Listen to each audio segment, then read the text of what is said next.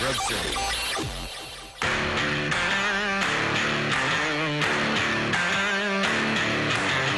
All right, everyone, who's up for some bonus 2018 football? For the first time in 21 years, Grove City College Wolverine football is hosting an ECAC bowl game at Thorne Field. At 1 p.m., 91.1 WSHA Radio brings you all the action of the ECAC Division III James Lina Bowl as the Morrisville State Mustangs take their shot at ending the Wolverines' 6-game winning streak. So welcome aboard the pregame show as we get you ready for some bonus Wolverine football action, capping off an amazing 7-3 season for head coach Andrew DiDonato and his squad. Today's pregame show on the historic WSHA Grove City features the best sports information director in the NCAA, Ryan Briggs, hosting the head coach Andrew DiDonato show. Ryan also caught up with President's Athletic Conference Commissioner Joe Underco to talk about today's game at Thorne Field, as well as the other bowl selections from the PAC. Grove City College President Paul McNulty will join the pregame show to deliver some thoughts on today's game and introduce our radio coverage before we go live to the Doc McMillan press box on Lower Campus. There we'll find the voice of Wolverine football, Marvelous Mark Means, joined by Coach Chris B-Ball Birch as they call today's game live on 91.1 WSHA. Grove City College Wolverine football hosts Morrisville State in the ECAC Division III James Lina Bowl at Thorne Field. For one last time in the 2018 season,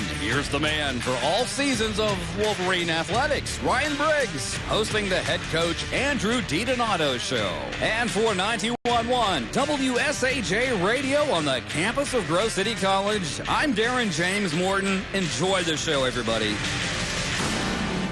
This afternoon, the Grove City College football team will do something it has not done in 21 years, and that is play in a postseason game. As today, on 91 FM WSAJ, you'll hear the Grove City Wolverines taking on Morrisville State in the 2018 ECAC James Lina Bowl at Robert E. Thorne Field. Kickoff is 1 p.m. But first, it's time once again for an ECAC Bowl edition of the Andrew DiDonato Show. Hi, everybody. Ryan Briggs here, along with Grove City College head football coach Andrew DiDonato. Coach, as always, thank you for joining us. Yeah, it's always a pleasure to be here, but certainly this week getting ready for postseason football. It's special and excited to be here with you. Grove City earning an ECAC invitation after a 7-3 regular season. We'll talk more about Morrisville State in our next segment, but what an exciting day Monday was with the selection. Really a very special moment, a capper on what's been a very special year so far. Yeah, absolutely. And there's been so many exciting moments to point to during this run and even over the last 2 years, but just something special. I was just sitting there, and I was actually sitting behind the whole team when they announced that we'd be playing in the bowl game, and to see the place erupt and just the sheer excitement and joy in our players jumping up and down, screaming, and it's just a testament to all of their hard work and to sharing that moment on Monday, finding out, and now getting ready to play in a bowl game. It's special, just really excited for all of our players, and just certainly that moment Monday, something I'll remember forever. And there are four bowl games being played today, and the last one announced was the Grove City Morrisville State matchup. They made us wait. Yeah, it definitely added to the suspense. I think that's what even made the excitement greater. Is you saw the first three and you start wondering, is our name even going to be called? There's only one more chance. So to see that, and then just the shock of seeing that it's going to be a home game, that really wasn't something that we thought much of. We didn't even think about that dynamic. So then to see us up there and then pause for a second, wait, it says at Grove City. We're staying home for this. Just really special, and I think being called last helped add to that.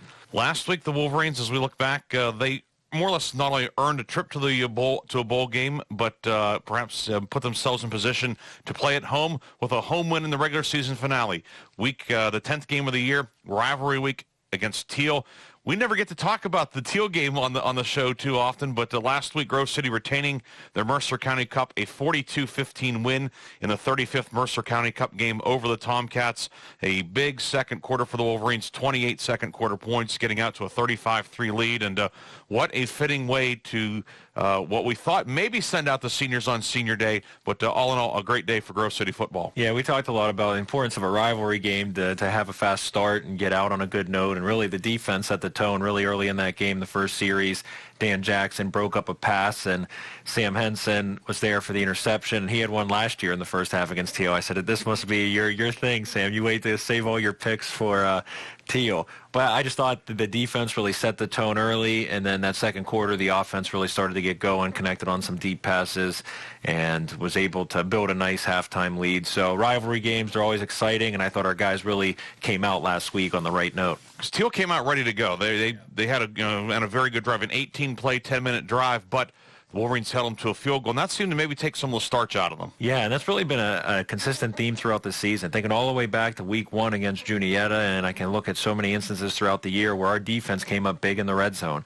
There's been plenty of times where teams had drives, but fortunately our defense just settled in the red zone, did their job, gave great effort, and limited the points the opponent scored, and certainly you saw them do that against Teal. And offensively, a lot to talk about, but Cody Gustafson setting Grove City's single-season receiving yardage record, now 1,059, already had the touchdown record, breaking a long-standing record held by Rick Sems. He'd held it for 27 years in a 9-game season of 1,023 yards, but Cody Gustafson, it seems like it's a can I top this every week with him, and he certainly did it last week with another big day. And I think what's the most special thing, thinking about his 1,000-yard, receiving for 1,000 yards in 1 year is not easy, obviously. That's why we've seen very few people accomplish that.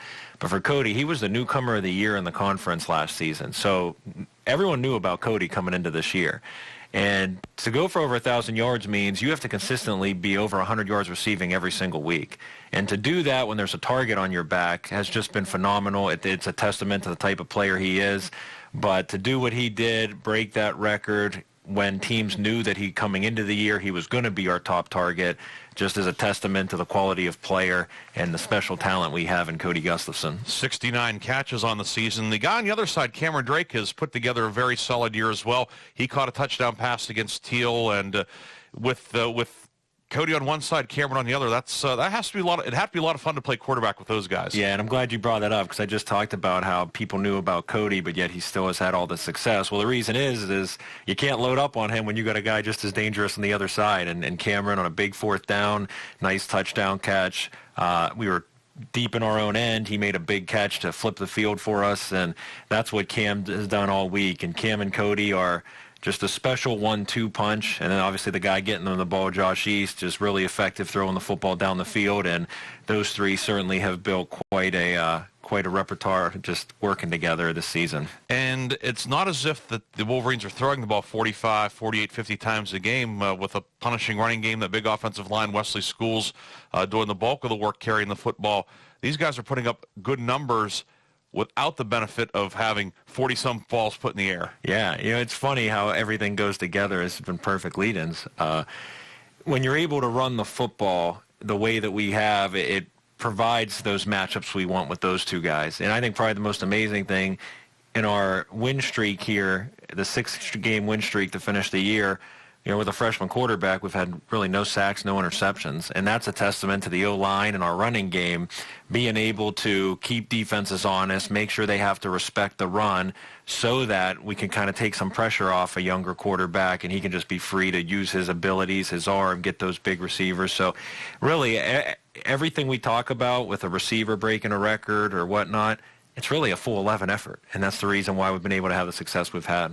Yeah, that offensive line, Sal Spinoza at left tackle, Matt Villers at left guard, the center, Jeff Matthews, right guard, Sam Michele, right tackle, Dalton Callahan, and then throwing in the fullback, Jacob Sheila, the tight end, Rob Kunst, Brian Mitchell working as an extra lineman, a sixth lineman, if you will, is lining up at tight end. Those guys number one, they've been healthy all year for the most part, which has certainly helped, but they really have developed great continuity. Yeah, and that was the big thing looking into this season. We knew if we were going to take another step forward, it was going to be behind our front five, and they had a lot of experience. We talked about that coming into this season, and they just have a relationship. I think I've never had a group up front that communicates more. You know, as a coach, you always want your guys to communicate on the field. Well, it starts with Jeff in the middle, but they communicate on every single play. All five know what each other are doing, and it's been special to watch, and really special to watch them work each day at practice. The way they communicate, the way they're on the same page is why we've been able to have some success offensively like we've seen this year. And, of course, quarterback Josh East, this week's PAC Rookie of the Week, 10 of 13, 212 yards, throwing the touchdown passes to Drake and to Gustafson. He's doing everything you want out of a freshman quarterback. Yeah, and I mentioned it. It's remarkable to me in the 6-game stretch. No interceptions, no turnovers, no sacks, so he's getting rid of the ball. Two game-winning touchdown passes in the last 30 seconds, a couple fourth quarter go-ahead touchdown drives. He's not playing like a freshman. He is cool, calm, and collective. But here's what Josh is special. He's playing within the offense. You know, he doesn't try to do too much. He trusts it. He trusts Cody and Cam, give them shots, get rid of the ball, trusts the guys in front of him. And for a freshman to have the composure he's had and trust the other guys and trust what we're doing has been special, and it's been fun to watch him continue to grow each week. Of course, you had a big lead in the second half. You were able to play a lot of guys as well. You have a couple seniors that haven't played a whole lot. You're able to get them out there for an extended run. Some young guys got some, I guess you'd say, varsity time, if you will. A great way for those guys, too, especially those young guys, ending up in the regular season finale, getting out on the field and playing meaningful snaps. Absolutely, and that's one nice thing when you do build a lead like that. A lot of guys get action, and one thing I've said is when you win 6 football games in a row and you start to turn it around and have the opportunities we've had with a bowl game, you have some very good football players who aren't on the field on Saturdays, and we've seen that. We've seen some guys who got in there at the end. You watch some of those young guys run the football, and it's fun. That's the problems you want to have as a coach, is saying there's a lot of guys that I feel we can win football games with, but we only have one ball to go around. And I think we got to see that on Saturday and really see, the seniors, get them on the field and get action, but also kind of get a taste that there's a lot of things to be excited about in the future as well. And winning the Mercer County Cup at home, retaining possession, it's always fun to win the Cup, but it's always fun to get the pictures taken on your home field holding the Cup. Absolutely. In this game, it's special when you're playing for something. For us in the rivalry game against Teal, knowing the history behind that Cup, how many teams have fought for it in the past, the great football games that have happened in the past, just to be a part of something bigger than you, much bigger than any individual person or individual team. I think that's what makes it special. And I think the Mercer County Cup, playing for that, is one of those instances where you're playing for something bigger than you, bigger than your team that year. And that's what we got to do, and now we're excited to play in a bowl game, to have another week where we're playing for something. When Coach and I come back, we'll talk about the bowl game, the ECAC James Lina Bowl. Grove City taking on Morrisville State, coming down from New York State. The Mustangs have put together a very, very solid year at 6-4. They, like Grove City, are making their second all-time postseason appearance. We'll take a quick break and come back with part 2 of the Andrew DiDonato Show here on the home of the Wolverines, 91 FM WSAJ. Grove City College Radio gets the blues every Saturday night. Starting at 9 p.m., 91.1 WSAJ hosts Beale Street Caravan with Pat Mitchell and Kevin Cubbins. Following at 10 p.m. is 2 hours of Blues Unlimited with Sleepy Boy Hawkins. Then at midnight, Steve Cushing has 5 hours of Blues Before Sunrise. That's a total of 8 hours of great blues music, new and old, on WSAJ, Grove City.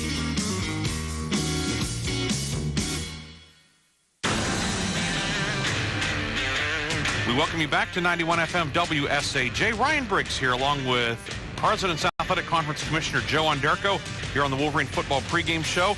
Joe, it's a very busy time of year, but thank you for taking time out of your schedule to join us here today. Well, thanks, Ryan. This is a lot of fun today, obviously. This is the stuff we get to enjoy, and it's a big day for Grove City and the PAC. It certainly is. Grove City hosting the ECAC Bowl game today, the James Lina Bowl against Morrisville State. Westminster, of course, PAC member, hosting the Clayton Chapman Bowl against Wesley. That's a noon kickoff. That game just underway. And then in the NCAA playoffs, W&J, the conference champion, down in Kentucky, in Danville, Kentucky, to be precise, taking on Centre College. That was a noon kickoff also.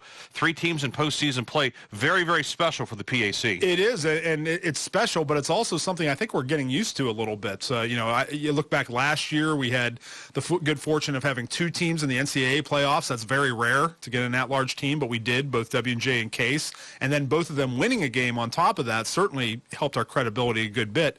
And then I think as you look at these ECAC Bowls the last couple of years, certainly Westminster's had a lot of success with a couple of wins. Carnegie Mellon's been in it a couple times. So, I think that shows the respect that we get as a conference, that not only did we get 2 teams in addition to our NCAA team, but they're both hosting. Both teams hosting today. The PAC has really come a long way over the past, I would say, close to a dozen years now, from a standpoint of where the champion did not even have an automatic qualifier to now where we have last year 2 teams making the final 16 ECAC Bowls. The quality of football really, it was always good. And it's remained great at the top, but overall top to bottom for the most part has really, really been strengthened. Well, and I think you spoke to it. I think the AQ made a big difference with that. I think if you look back historically, we've always had one great team in W&J through the years. And then we got to a point where we had 2. And now the last few years, we've had up to 5, I would say. I think the AQ, what that does is kind of an equalizer, because now everybody has a target and they know what they have to do. It's not as simple as, put your best team out there and hope. Now you win the PAC, you get an automatic bid, and not only that, we've got teams that see if you don't win the PAC but you come close, you got a chance at an at-large or an ECAC Bowl. Everybody's got a lot to play for. I think that makes a difference. It certainly does, and with the automatic qualifier coming through, and of course across the board in all sports, you could say that about any one of the 20-plus sports sponsored by the PAC. Yeah, that's the case. I think with us getting the AQ about 10 years ago really is the demarcation point. That's when it really allowed us to get serious about competing on a national level. I think we did the best we could before, but it was one of the things, to be perfectly honest, the schools really used against us. Before we had that, you'd have other schools in other leagues saying, why on earth would you go to a PAC school? Even if you win the championship, you're not going anywhere. Well, I mean, that's been a thing of the past for a while now, and it put us on a level playing field, and I think the success that we've had because of our great players and coaches has just built our credibility even more. And you mentioned the strength throughout the league, top to bottom, in terms of this year. When you look at, you have a Westminster who beat W&J, but Grove City beat Westminster. With Carnegie Mellon defeating Case Western, Grove City beat CMU. Westminster and CMU had a great game. You had Bethany beating Grove City. Waynesburg beat Carnegie Mellon. It just that's the point. A lot of you can have your preseason predictions, etc. But every week, when you have a 4 or 5 game schedule, there's always going to be at least a couple coming down to that last drive of the game. I think the one thing you can say unequivocally about us, and you probably couldn't have said this 20 years ago, let's say, just to throw an example, is that every single program in the PAC takes football seriously. It's not just a casual thing. It's not glorified intramurals. You have people who devote their time and their lives to building professional football programs. By professional, I don't mean in the sense of being paid, but I mean in the fact that, we're going to do things the right way. And we're going to bring in student athletes, and we're serious about their success on and off the field. And we're trying to build something that's going to last. I think Andrew DiDonato is a great example of that at Grove City, turning around a program that had really struggled. And now, at the point where they've got this wonderful opportunity here today against Morrisville State. And a chance for the PAC on a regional stage and the national stage with the 2 games here locally. W&J on the national stage taking on Centre. PAC, the perception of the PAC, especially in football, has been rising. D3football.com, who certainly they do a great job in promoting all of Division III. They regard the PAC as one of the top 10 conferences in Division III. Performances like last year in the postseason, even the last couple of years, both NCAA and ECAC Bowls, and now a chance today to even further enhance that reputation. Well, and I think this year was important in particular, not just, you mentioned the top 10 ranking among 26 conferences in the nation, but I think, to talk a little bit about, what's been the elephant in the room, with Thomas More leaving after last year, there was some discussion. How strong is the PAC going to be? Well, D3 football didn't drop us a spot. We were 10th last year, we're 10th this year without them. And then look at the same thing. We had 3 playoff teams a year ago. We have 3 playoff teams this year. So it just seems like what's happened is since they've moved on, is others have moved up kind of to replace and kind of move into that role, so to speak. So I think we thought that would happen, but we're really encouraged to see just how successful we've been in their first year without them in the league. Commissioner Onderko, we're going to have more with Joe at halftime, but thank you for joining us here in the pregame show. At halftime, Joe and I will talk about the PAC in general, a lot going on, a very exciting fall for the President's Athletic Conference, and a very intriguing winter on the horizon. The Wolverine pregame show continues after this on 91 FM WSAJ. This is Cindy Baucom of Knee Deep in Bluegrass, and every week I bring you everything from the traditional standards to the modern bluegrass of today. Everybody from Alison Krauss to Del McCurry, and Lester Flatt, Earl Scruggs, and the Foggy Mountain Boys, and many more. It's right here for you twice a week, Saturdays at noon, Sundays at 8 a.m., 91.1 WSAJ, Grove City.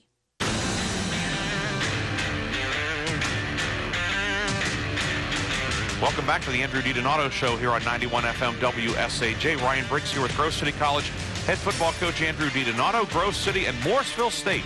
The 2018 ECAC James Lano Bowl coming up at 1 p.m. Mark Means and Chris Birch will have the call here on 91 FM. Coach, the Morrisville State Mustangs, a team that, we don't know a whole lot about in terms of what they do, who they are.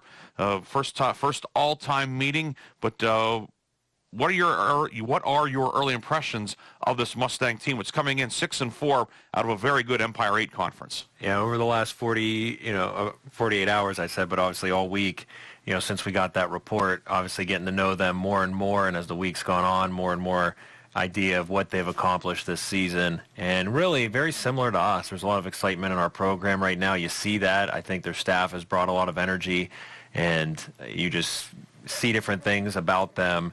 They're playing at a high level and really rejuvenated that program over the last couple of years. So a lot of similarities there, and they're playing really good. They're in a tough conference. They're playing great football right now. I mean, you see that, the games they've won. They got a bunch of guys making plays. They fly to the ball defensively. I think what's impressive about them is they know who they are. I think, I always say it's the same thing for us. We don't want to get cute. We want to do what we do and do it very well. And you can tell that's the same approach they have. They don't get crazy in what they do. They just find a scheme that works for their personnel, and they get really good at that. They've gotten better at that each week. So really impressed with what they're doing and really excited. It's special to get to play a very good football team for a bowl game when you've been playing at a high level, and it's going to be a special atmosphere in this game. Morrisville State has won 4 of its last 5. The Mustangs had won 4 in a row, and then the regular season finale, they took on Brockport State, who is number 3 in the country and is the Empire 8 champion, dropping a 49-7 decision, but a game that was fairly competitive well into the second half before Brockport broke it open. Coach, in looking at Morrisville, looking at the quarterback, they have a senior, Brandon Gwinner, 6'2", 210. He's put up good numbers, certainly not the, quote, video game type numbers, but what type of quarterback is Brandon Gwinner? They run more of a pro-style offense. They'll spread it out at times, but he manages that very well.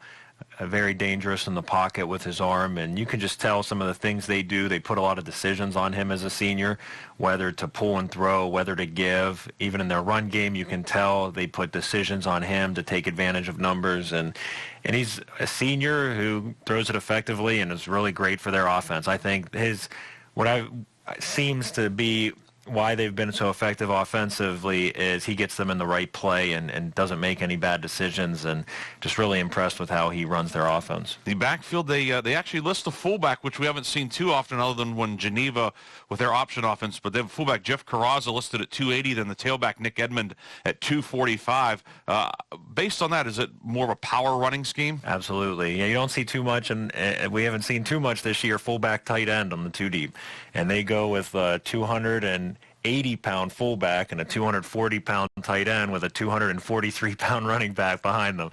So their personnel definitely suggests is, we got the size, we're going to run right at you, and that's what they do. So more of a pro-style offense, power run game, and they'll utilize that size in the backfield behind, obviously, some good size up front as well, and run right at you. And it's exciting for our guys to to have that task to slow down their run game. Top receiver on the outside is Jermaine Cooper, a junior, 6'1", 190.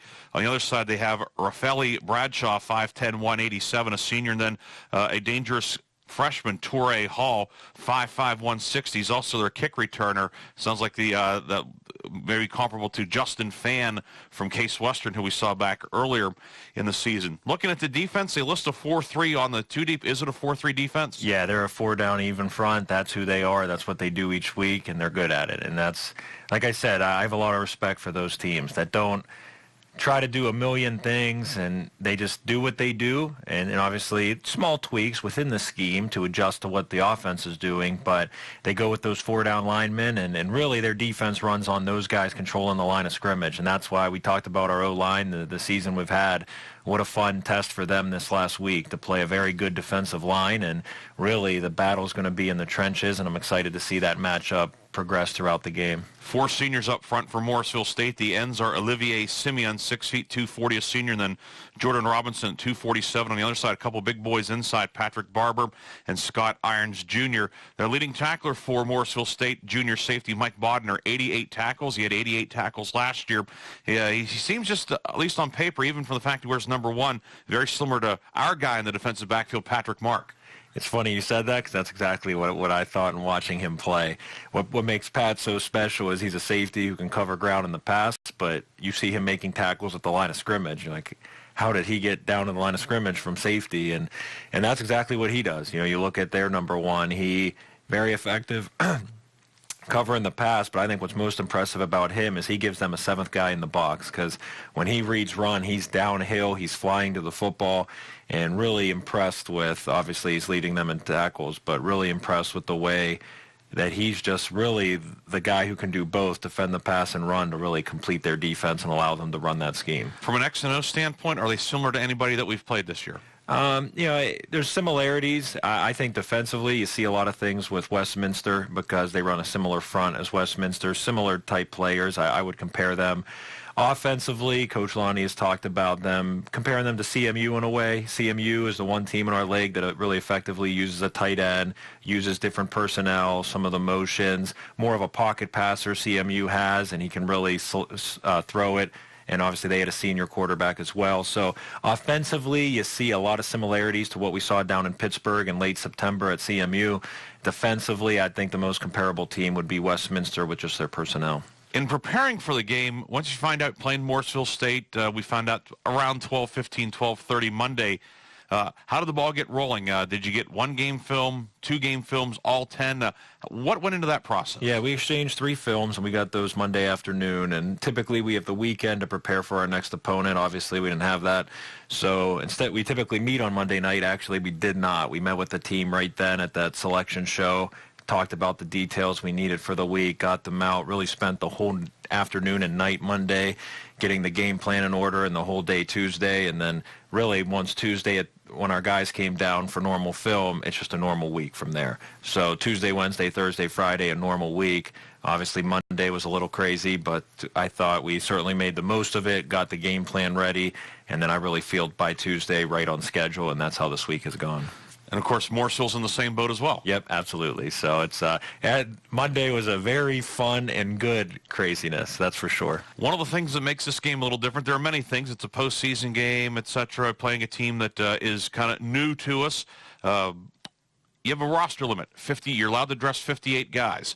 What all goes into the determination of that? And I guess so. What are some of the factors you're looking at in terms of being able to round out, that roster? I'm sure there are certain ones. You're probably the first 35 or 40 are probably no-brainers. Correct? Yeah, and it's probably there's a lot of positives about this, but in everything, there's some tough decisions that go involved. Obviously, we take pride in dressing everybody and traveling everybody, and being in a postseason game, we can't do that.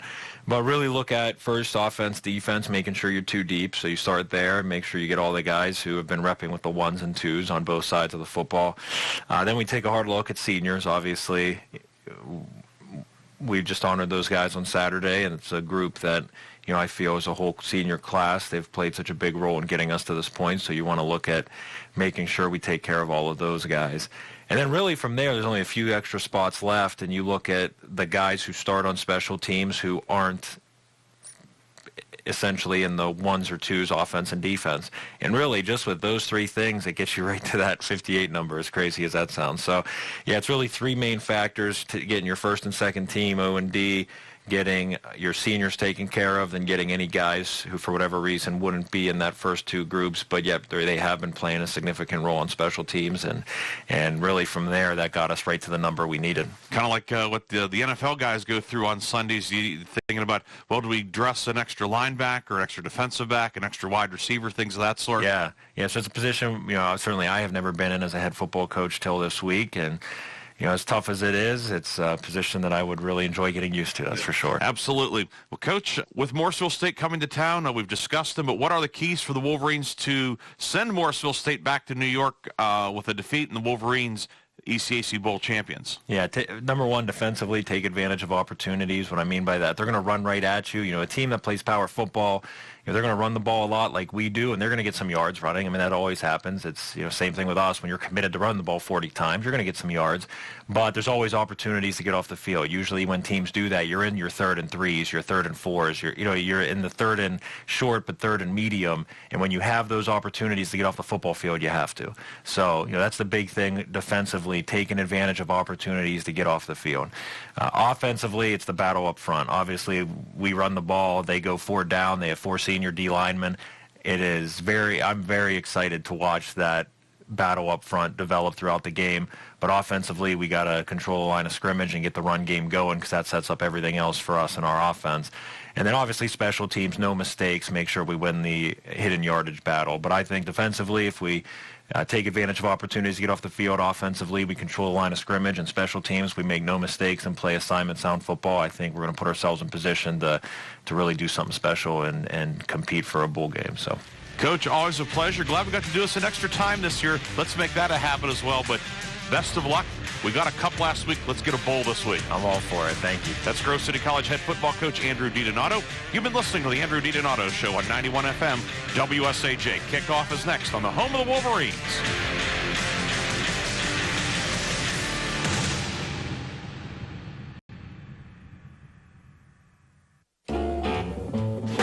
Hi, I'm Sleepy Boy Hawkins, host of the ever-compelling Blues Unlimited radio show, inviting you to join me each and every week as we explore the wonderful world of the blues and its history, heritage, and rich cultural traditions.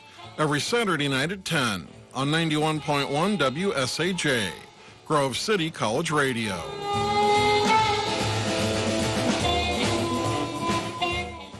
Hi, this is Grove City College President Paul McNulty, welcoming all the fans of Wolverine football, especially our alums, students, parents, staff, faculty, and administrators listening throughout Western Pennsylvania on our very own 91.1 WSAJ radio, and those watching worldwide via the college's live stream page. We're very thankful for your faithful support. With a record of 7-3, this year's team has achieved the best results in 21 years and the second best record since 1968.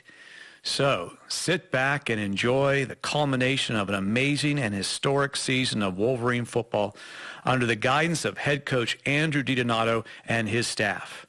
Now, we're going live to the Doc McMillan press box at Thorne Field as Mark Means and Chris Birch call all the action on both 91.1 WSAJ radio and worldwide via live stream. And go Wolverines!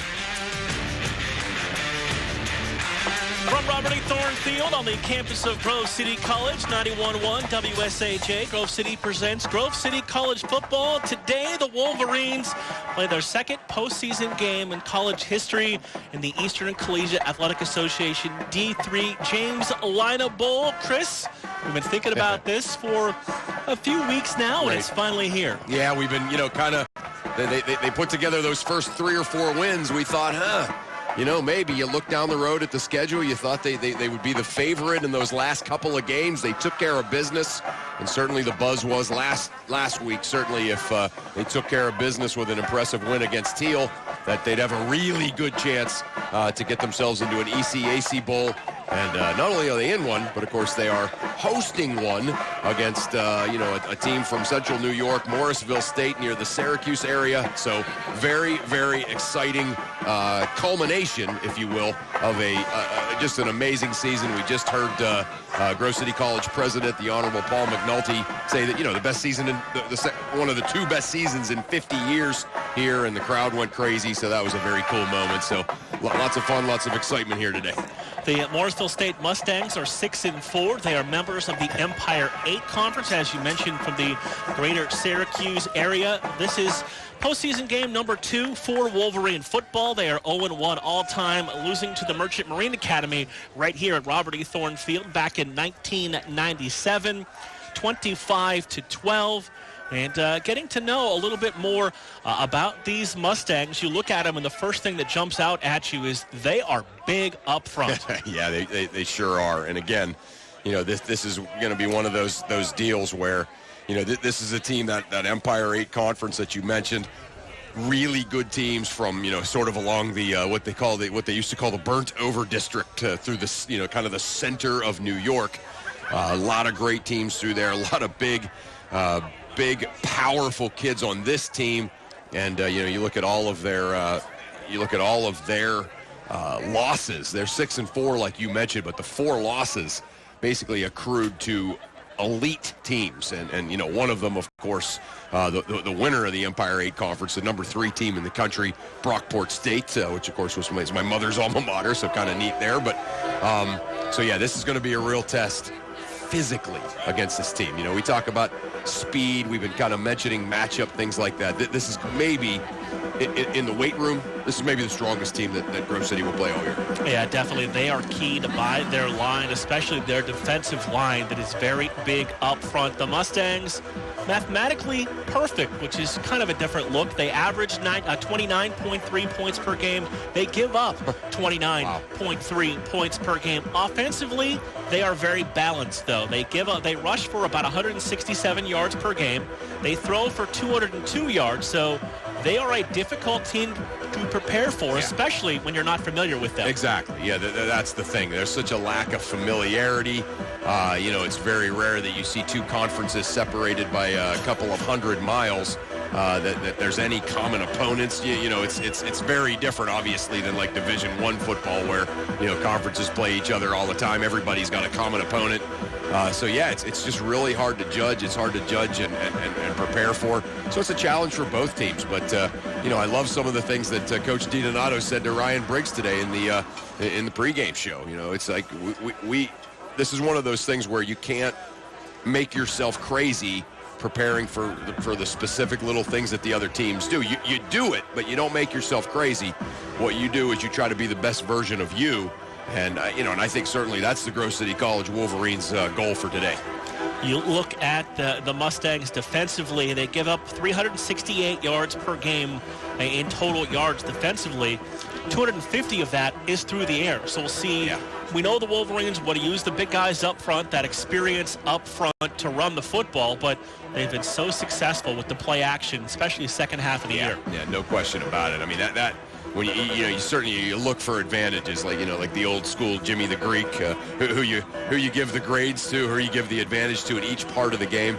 I think certainly the way Grove City's been passing the football, and of course the record-breaking wide receiver Cody Gustafson, and the freshman quarterback that's made unbelievable strides, Josh East. You look at those two in the passing game for Grove City, and then the play-action stuff with Schools. That's clearly an advantage for Grove City, and it's going to be interesting to see if they can. Not if they can. It's going to be interesting to see how much they can take advantage of that. You look at the Mustangs defensively, and, it kind of jumps off the page when you look at their top 2 tacklers or their starting safeties. Yeah. So that makes me think that D-line, are people getting through? Are they getting through the D-line and the linebackers, making the safeties have to make plays? Well, let's first of all say, because sometimes you hear that like almost always posed as a negative, let's certainly give a tip of the cap that they're probably 2 great players. Right. That's the one thing certainly you say, all right, that's never necessarily a good, it's like having your punter be your only first-team all-conference player, right? But let's not take away from the fact that the kid's probably a great punter. Well, in this case, the safeties are obviously great players, but yeah, that's not a great sign. What that means is that means that on a lot of they're completing a lot of passes, and the tackles are made 10, 15 yards down the field. It also means certainly that running backs are finding holes, and the safeties have to come up for run coverage, and are making tackles kind of in that linebacker area, I call it, and so yeah, that's certainly another thing to look at as far as a Grove City College advantage in this game. And when you look at it overall, too, and you look at the Mustangs' numbers, the thing that kind of jumped out at me is the fact that they're leaders. When you look at sacks or interceptions, it's not like one guy with 12. It's several guys that have 2 or 3 interceptions, several guys that have 2 or 3 sacks. So they do it defensively as a team. Yeah, and that's what makes it so hard. But you can't run away from a guy. You can't throw to the other side of a guy, and nobody wants to do that. But at the same time, it is certainly easier to prepare for. So. Yeah, that doesn't surprise me. What you're looking at with this team is when you kind of, I know you did an unbelievable job getting yourself for each of the things that they were good at. I kind of took a look at the teams in the Empire 8. Again, you don't compete in that conference unless you have a lot of good players. That is an elite Division III football conference. So there's a lot of really good football players there, and I think your balance that you talked about there, I think that sort of speaks to that. Is it's not so much that they're lacking in superstars. It's that there's a bunch of guys there that all would be superstars if they weren't playing with a bunch of other superstars. So into those numbers, one thing kind of jumped off the page a little bit. Nick Edmond is their leading rusher, 919 yards, 8 touchdowns. Right. But a little deeper dive, and let's go down to the field for the coin toss. Okay. We'll get back. Sounds good. Our referee today is P.D. Harris. Morrisville, if you would, put your backs to this goal. Red, turn around, put your backs to this goal for me. And again, you heard it in the pregame show with Coach DiDonato. 58 players dressing today as a postseason roster. Right. Yeah, so it'll look a little thinner on the sideline, certainly, with the football players. P.D. Harris, I'll be your referee for today's contest. Barry Johnson will be our umpire. NCAA rules, no taunting, baiting, trash talking, anything like that. It goes on penalized in and there, okay? Don't anticipate that happening. Morrisville, you're the visitors. You'll call the toss. Throw the coin in the air, catch it. If I drop it, we'll reflip it. We're utilizing a silver dollar. The president is a head. And Liberty Bell's tail. Heads or tails?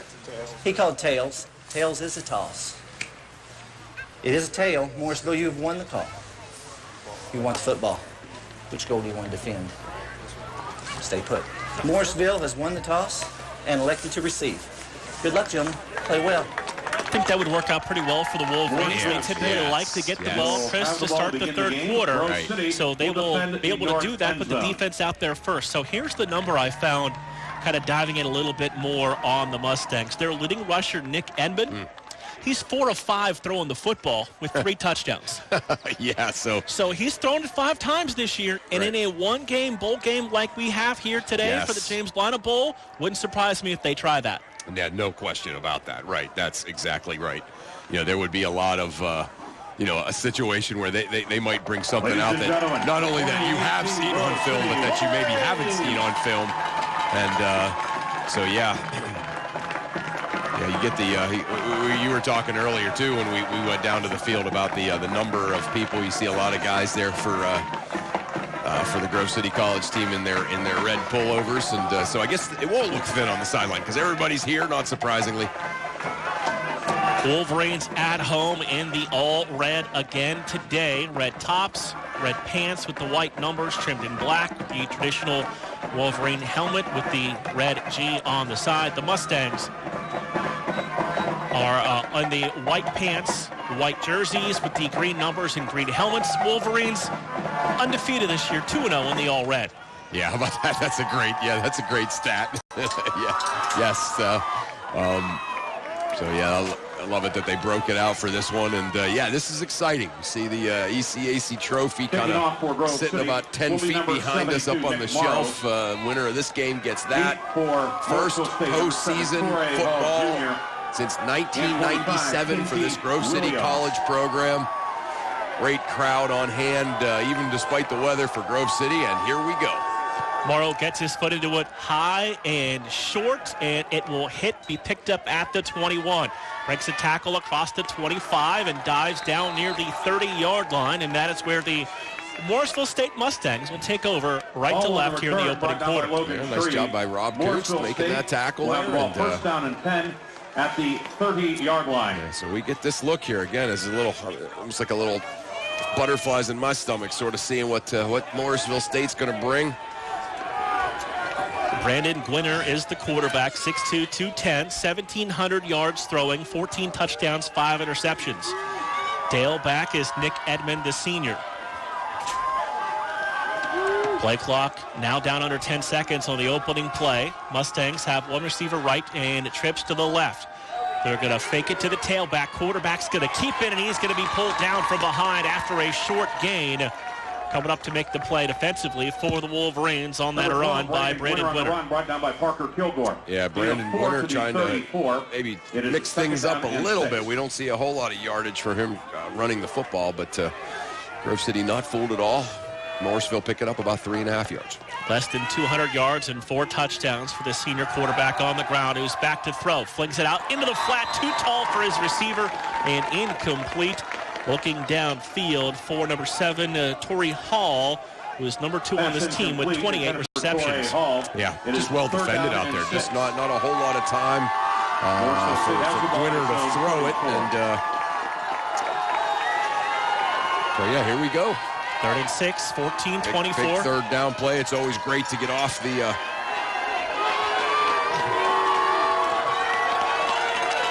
running back Edmond next to Gwinner, who's got 4 receivers. 5-step drop. Senior looking for time. Fires too high and incomplete. Blowing downfield with the football on that pass fell incomplete. Looking for Boga, and the incompletion brings up 4th down and a quick 3-and-out for the Mustangs. Yeah, terrific 3-and-out, and yeah, Grove City College about to get their hands on the football here, and again, keep this sort of pregame buzz and excitement going as long as you possibly can. You force a 3-and-out after you don't win the toss. Morrisville State. Roth and Ross deep for Grove City. Roth and Ross back to turn this kick. It's end over end. Going to be grabbed at the 27. Looking for a block across the 30. Outside 35, 40, 45, 50, 45, and out of bounds in Mustangs territory near the 43-yard line. Yeah, picked up a couple of big blocks down the field. Really well done. Pushed out by Thompson. And Grove City College again forces the 3-and-out, and then the big return on the subsequent punt. They are in Morrisville State territory here to start their first drive. Big run by Jacob Ross on the return. And now I think they adjusted the spot of the football back about a half yard, but now we are ready to go 1st and 10 at the Mustang 43-yard line. East out of the pistol schools, the tailback, going to give it to Wesley, running up the middle across the 40, 35, and down near the 33-yard line. Going to be about 9 on that first run of the afternoon. They'll give him 10 now and move the chains. Yes, that's certainly a great way to start right there. Schools following the big push, the big surge by the offensive line. 1st and 10 at the 2 receivers to the left, 1 to the right. That's Gustafson. Sheila, the wing back to the right. East out of the pistol. Schools to his left now will shift to his right side. Play clock down under 15. East going to run the option. He's going to keep it, turn it upfield, and dive down near the 30-yard line. Say just shy of the 30 at the 31. Bring up 2nd down. Yeah, about 2.5 yard. Again, pretty good surge out there by the Grove City College offensive line again. So. 2nd and 8, 13-13, opening quarter. Wolverines left to right. It's Gustafson to the right, the record-breaking sophomore wide receiver. 2 to the left. Sheila in motion right to left. They'll set up in the backfield. East, straight handoff. Schools hits the pile, tries to bounce it to the edge, and he's going to be stood up, driven back near the line of scrimmage. It's going to bring up 3rd down and near 10. Yeah, Michael Bodner just absolutely on the run, brought down by completely taking away the angle of that edge there. Nowhere for Schools to go. It is 3rd and 10 at so the 33. Went from a 2nd and mid-range is now back to a 3rd and long. Well defended there by Morrisville State. Caffrey to the bench. Rob Kuntz going to check in. Slot to the left. East out of the pistol on 3rd down and close to 10. Fake to Schools. Looking to throw. Looking for Gustafson. And that pass is going to be over his head and incomplete inside the 15-yard line. It'll bring up 4th down and 10. Yeah, DeAndre Wells just kind of all over him there. It is 4th down and 10 for Grove City at the 33. So here we go. What are we going to do? 4 down territory. Yep. Wells at 5'9". Gustafson at 6'2", has a big height advantage. Got trips now to the left and a matchup problem for the Mustangs. Looks like they may have a linebacker on Kunst out to the left side. East play action. Feeling some pressure, steps up, and he's going to go down back near the 40-yard line as defensive line for the Mustangs took charge there and dropped East for the sack and the turturnover on downs. Yeah, Rob Heitzman just barreling in there, taking him right to Bailey Faldetta, and Morrisville State showing off some of that strength, physical strength up front, certainly on that 3rd and 4th down plays. So 1st and 10 Mustangs. 1st and 10 at the 42. State. The ball is at the 42. Gwinner out of the pistol. They direct snap it to the tailback, Edmond, who's going to run it to the right side. And Edmond's going to get across the 45 to the 46-yard line. He'll gain close to 5 on 1st down. Yeah, Edmond. You mentioned about the not having a 1,000-yard rusher. Well, Edmond's certainly awfully close, and Four-yard gain will to get the there 46. today. It is 2nd down and 6 for the Mustangs. Going to give him 4 on the run, 2nd down and 6. Receivers right and left. Gwinner out of the pistol. Edmond is the tailback. Back to throw. Going to fire to the outside. That pass low and incomplete at the ankles of the intended target. And it'll bring up 3rd down and close to 6. Yeah, Gwinner did not get the pass off he wanted to. That should have been actually to his outside shoulder. Instead, it was at his inside ankle. 11:35 to play. No score. The ECAC Division III James Alina Bowl for the Wolverines this afternoon. Mustangs with the win here on 3rd and 6. Man in motion from right to left, sets up left side slot. Gwinner to throw on 1st down. Backside pressure, shovels it ahead and incomplete as he was feeling pressure from senior Connor Lowe from the backside. Yeah, great job by Lowe. Intended for Edmond. It is now 4th and 6 at the 46. Looks like Grove City has forced another 3 and out. Yeah, here comes a punting. There looked momentarily a little confusion around the mid. They are around midfield, but that's certainly not 4 down territory. Stewart is the punter. Averages about 34 yards per kick. Roth and Ross deep. Snap to him. Picks it up, gets it away. Ross at the 15, across the 20. Cuts back, now cuts between the hashes and down to about the 25-yard line. 1st and 10 right there for the Wolverines. All right, so still pretty good starting position again on their own 25. Grove City takes over 1st down and 10 certainly been at the a 25-yard line. Defensive struggle here the first few series, has it not? Both defenses playing very inspired. Offense can't get anything going. If you watch the selection show, they talked about lighting up the scoreboard, and it's felt like it's been kind of just feeling each other out here kind of early on. Right. East out of the pistol. Play action. Going to fire downfield. Gustafson makes the catch, and he's knocked down right there at the 30-yard line for a gain of 5. It's 2nd and 5. East's pass complete to Gustafson. Wagner on the tackle. Gustafson's going to feel that one. Low tackle. 30. Nothing 2nd dirty or and malicious, 5 but it's kind of low tackle, and it kind of ended up being kind of awkward. But Gustafson's all right, fortunately. Mustangs like to blitz a lot. Give a lot of credit to Schools, who picked up that blitz and gave East time to throw the football. 2nd and 5. Drake and Caffrey going to go out to the left. Gustafson to the right. East out of the pistol. Schools the tailback. Going to give it to Wesley. Cutting between the hashes. Has the 1st down and more. Out to the 39-yard line. Listen, he went down there for a Wolverine 1st down. He is so good at that. You give him just a little bit of a hole. You got people leaning, a little misdirection, and he's just You can't get into a position to do anything but try to arm tackle him. First down, Grove City. And then when you try to arm tackle him, he just runs through it. Schools over 1,400 yards rushing on the year with that run. First and 10 at the 39-yard line. Finished the regular season 8th in Division III in rushing yardage. Play fake, East. Gustafson on the completion. It's banged out of bounds shy of the 45-yard line. And that favorite pattern of East and Gustafson working early. Yeah, I think, too, you said it, I think they like that matchup out there with DeAndre Wells. It is 2nd and 5 for Grove City. Definitely a size difference. Favoring Cody Gustafson at 6'2". 2 to the left, 1 to the right side. East and Schools in the backfield with Sheila on a wing to the left. 2nd and 5 from the 44. Going to give it to Schools. Sutter steps, looking to get to the edge, and he's going to be pulled down at the 45-yard line. Gains 1. Brings up now third down and about 4. 3rd and 4. Again, Grove City able to get a first down on the last series. Would love to kind of keep this thing going. 2-yard gain to the 46. It is 3rd down 9 and minutes 3 to play. for the Wolverines. Fast-moving opening quarter, 3rd and 4. Same look for the Wolverines. 2 to the left, 1 to the right side. Sheila on a wing now to the right side. Schools looking for the play call that's coming in on the cards for the last couple of weeks. 3rd and 4.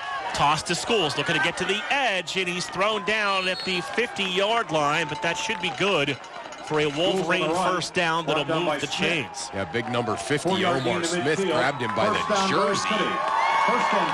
Flung him down, but he kind of flung him forward over the first down marker. So Grove City, again, another first down, big pickup on a 3rd and 4. The Port Jarvis, New Jersey native showing his strength there to pick up the first down. Yeah, he's playing a bunch of people from his area here.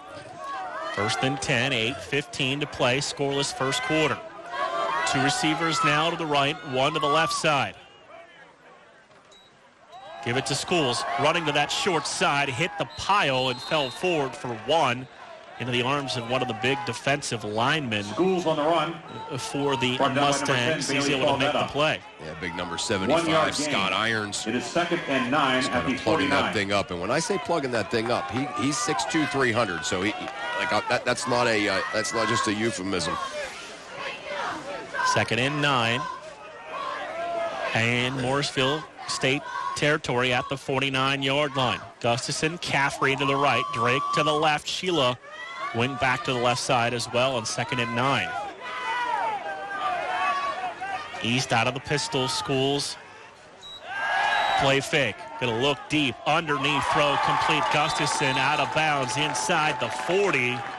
That comeback route has been run to perfection on this drive. And here's the thing. You could say, how come Wells doesn't play it like that? Well, give credit to Gustafson for getting him off and coming back. Morrisville State 39. He does a fantastic job driving the DB off and then curling back for the reception. Right. 1st and 10 at the Mustang 39-yard line. Going to give to Schools, running up the middle, breaks a tackle 35 and down near the 30-yard line. He'll pick up 9 on that first down run. Sets up 2nd and short. Yeah, just kind of picking his spots, working his way through several holes that time.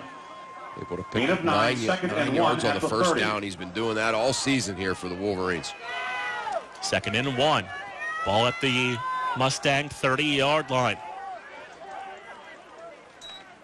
Give it to Schools, going to follow the blockers to the outside and pull down from behind just shy of the 25-yard line. Kind of noticed here early with the Mustangs, they really do good from the backside pursuit. Yeah, they do. Yeah, that's a great, Brought down by that is a great observation by you. 4-yard gain to the 26. And that's that thing where guys are making tackles that you haven't even prepared for to them against your offense. That's it. Going to run the option. East's going to elect to keep it. He'll dive into the pile. Flag comes in at the end of the play, thrown by our referee, P.D. Harris. Holding on the offense, number 79. 10-yard penalty. Remains first down. Senior Dalton Callahan making his 31st start of his career today on the penalty. He's had just such an unbelievable career, but yeah, they got him that time on that penalty here, so that'll stall things out a little bit, set him back. That big offensive line that's been such a key to this 6-game winning streak. You're talking about 4 juniors and 1 senior. Yeah, I know. First and 20. Play fake. East looking to throw. Gustafson down the middle, and that ball is incomplete. The defensive back made a play on it at the last minute. Yeah. Almost had an interception. It did DeAndre Wells, but it falls incomplete. Yeah, Wells finally, after getting picked on here several times early on, thought maybe he had made a play, but he did make a play. He was able to break it up, but he thought he had an interception. East's throw was just a little bit underthrown, and did a great job to make a play on that football. Second and 20, 5:39 to play, first quarter. Gustafson to the right. Caffrey and Drake to the left. They'll run the option to the right side. Toss to Schools. Good decision across the 30. And dives down near the 26-yard line. Schools on the run. You can see how East has become more and more comfortable with that read of whether he's going to keep it or toss it off the edge. 10 yards to the 26. Part of that is when you got a guy like Schools as your guy that you're making that read for. He makes you look awfully good. It makes you feel comfortable, and certainly East has gotten so much better at that kind of stuff. Sheila to the sidelines. Rob Kunst will check in. Twins right and left on third down and 11. 5 minutes to go, scoreless in the ECAC James Lineup Bowl here at Grove City. East to throw, looking Gustafson. That ball will fade out of bounds, and Gustafson made a great catch, but it took him out of bounds. Yeah, there's a flag down too, Mark, so maybe something just right about 10 yards back the sideline. There's a flag, so see what that means. Holding on the defense, nice. number 29. All right. 10-yard penalty from the previous spot. Since the ball was thrown beyond the line of scrimmage, penalty results in an automatic first down. Okay, so they got Wells holding on to Gustafson, and I don't think we've seen the last of that today. That is going to be quite the battle on the edge, and as you heard from P.D. Harris, it is an automatic first down, first and 10 to the 16.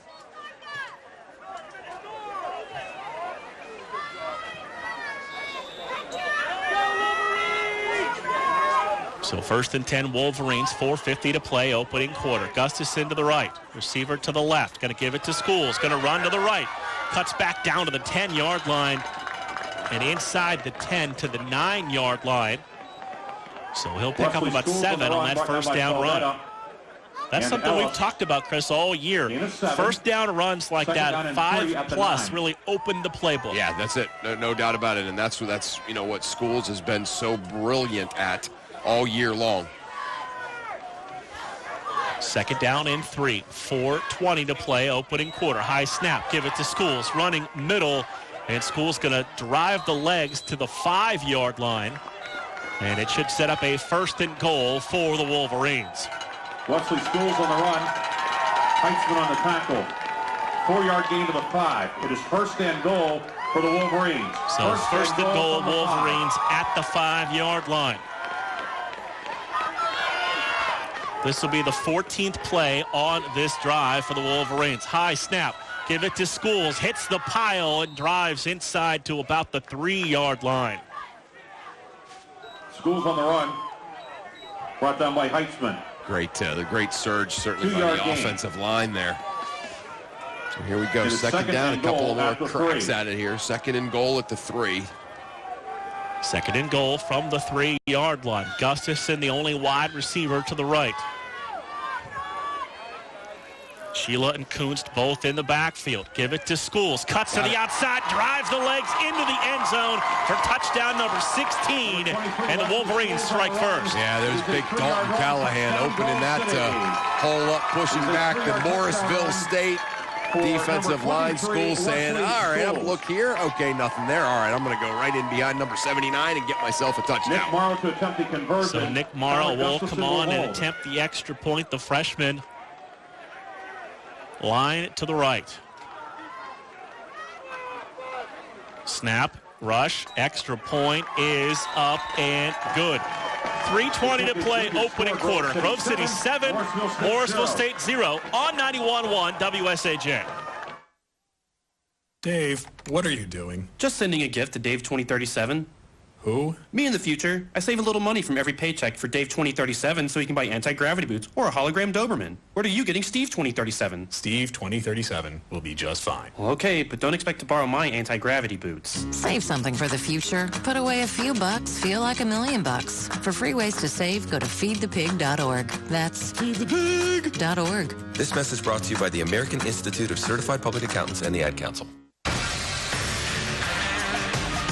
Well, Chris, the Wolverines use a 15-play, 75-yard drive that took up almost 8 minutes, and they cap it off with a touchdown. Yeah, great drive. Again, this is what Grove City's identity has been, you know, when they've played the best teams on their schedule. Chew up clock, pick up first downs, keep the other team's offense off the field, and finish them off with scores. That was tailor-made textbook. Caught on the run across the 20, 25, room across the 30.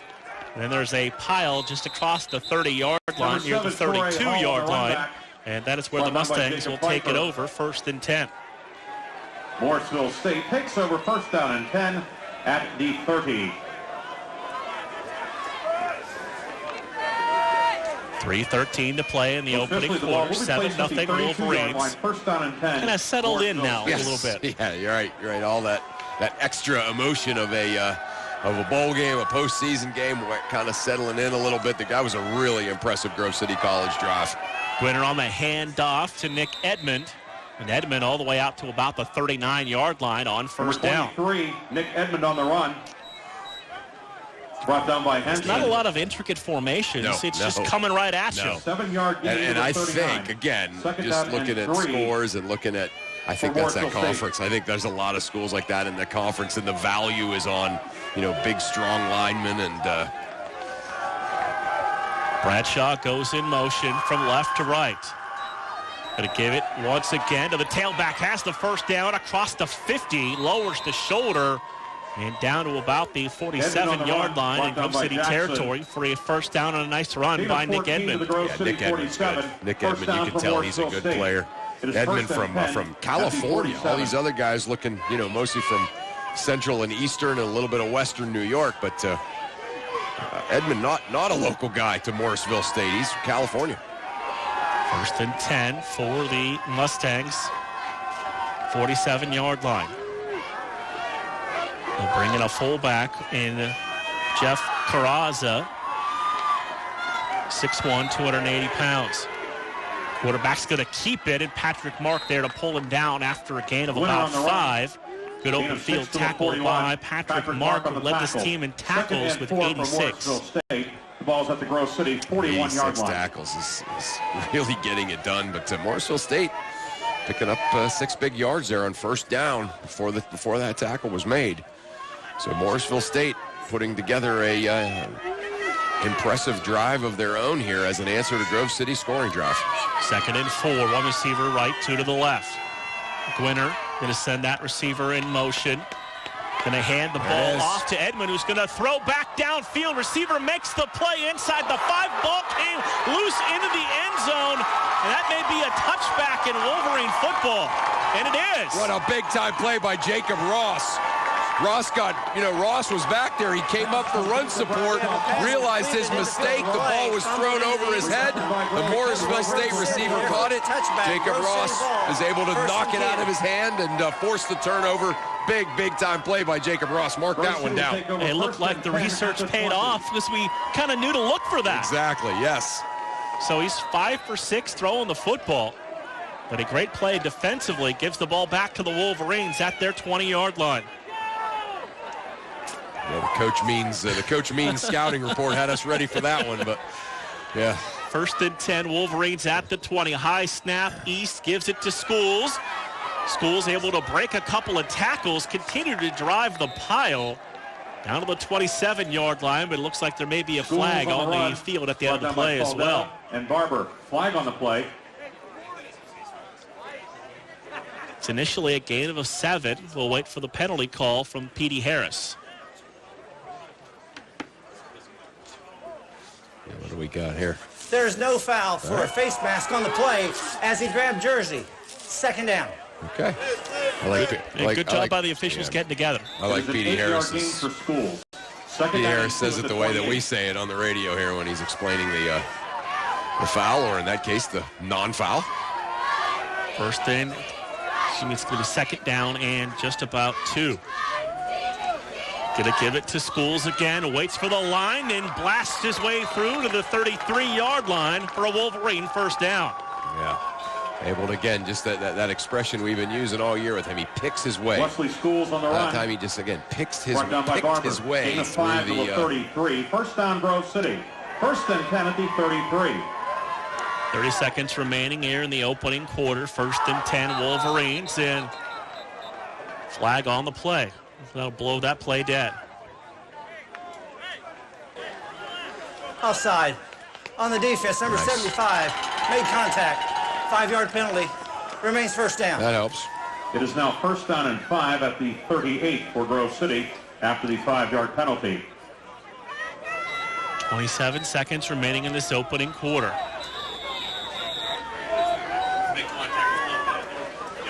So it is first and 5. They'll wind the clock. Probably the final play of the opening quarter.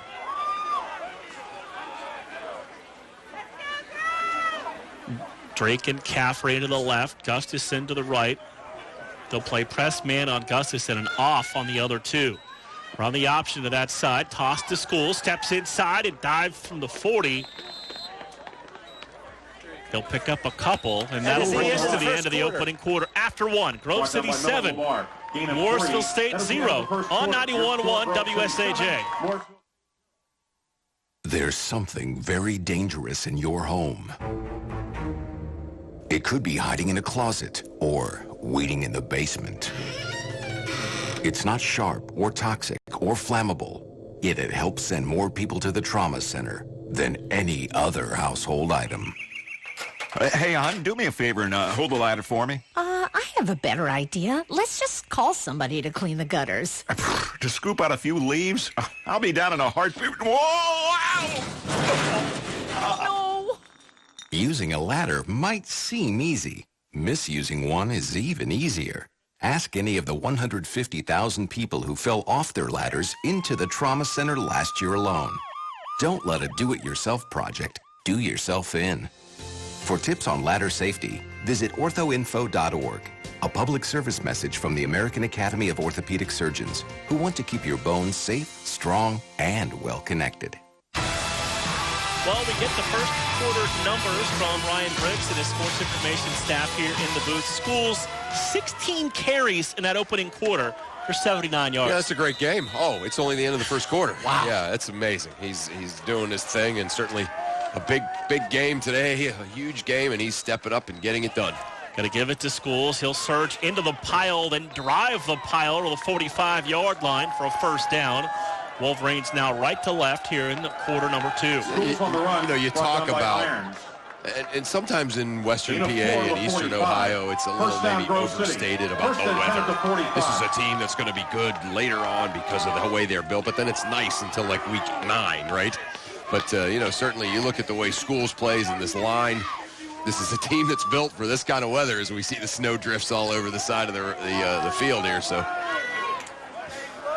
East takes the snap. Toss to Schools. Gets a block from Sheila. Face mask as he's able to just shed the defender and falls forward down to about the 49-yard line. Good stiff arm. Yeah, really good stiff arm. But you know what? A really good play there by Nash. 3-yard gain to the 48. If he doesn't make that, it is second down and if Nelson doesn't make that tackle, Schools is still running.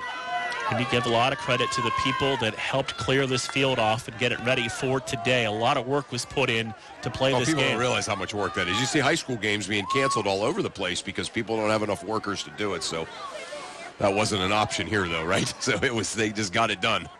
Grounds crew, volunteers, everybody that helped out. East on play action, looking downfield into single coverage. And that'll fall incomplete at the 20-yard line. And some good hand fighting for that football. And they just falls incomplete. Yeah, there's Gustafson again, matched up with DeAndre Wells.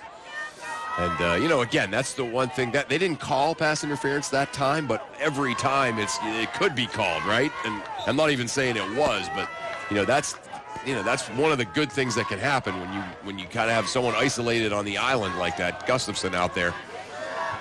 They readjust the spot of the ball. Was about a half yard too far upfield. Trips right, one man left. 3rd down and 7. Play clock goes under 20. 13:38 to play, first half. East to throw it.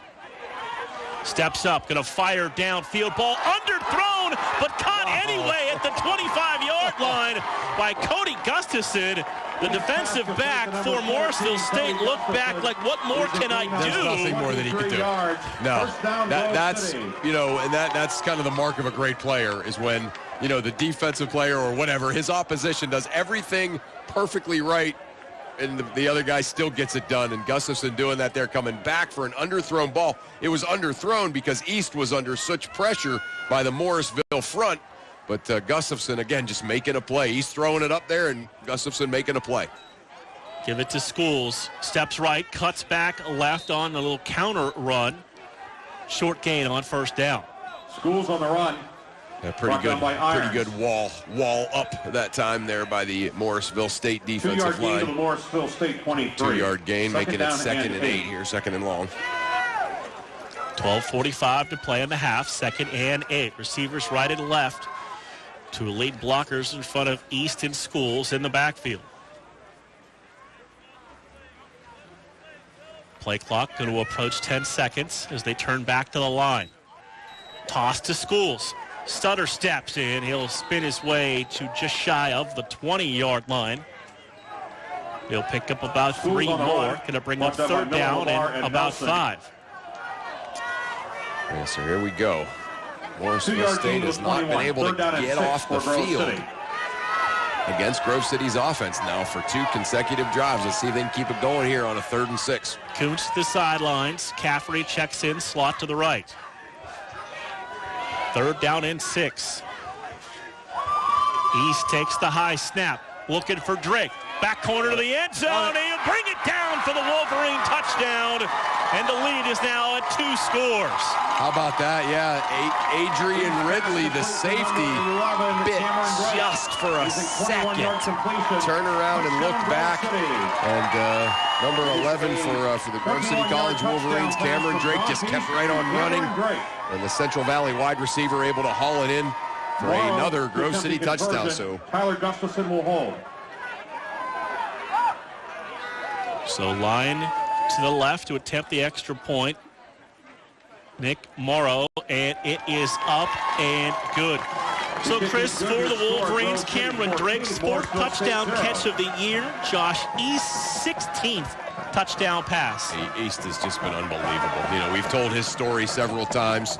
Started the year, kind of somewhere, back in the depth chart. He wasn't even really the clear number 2.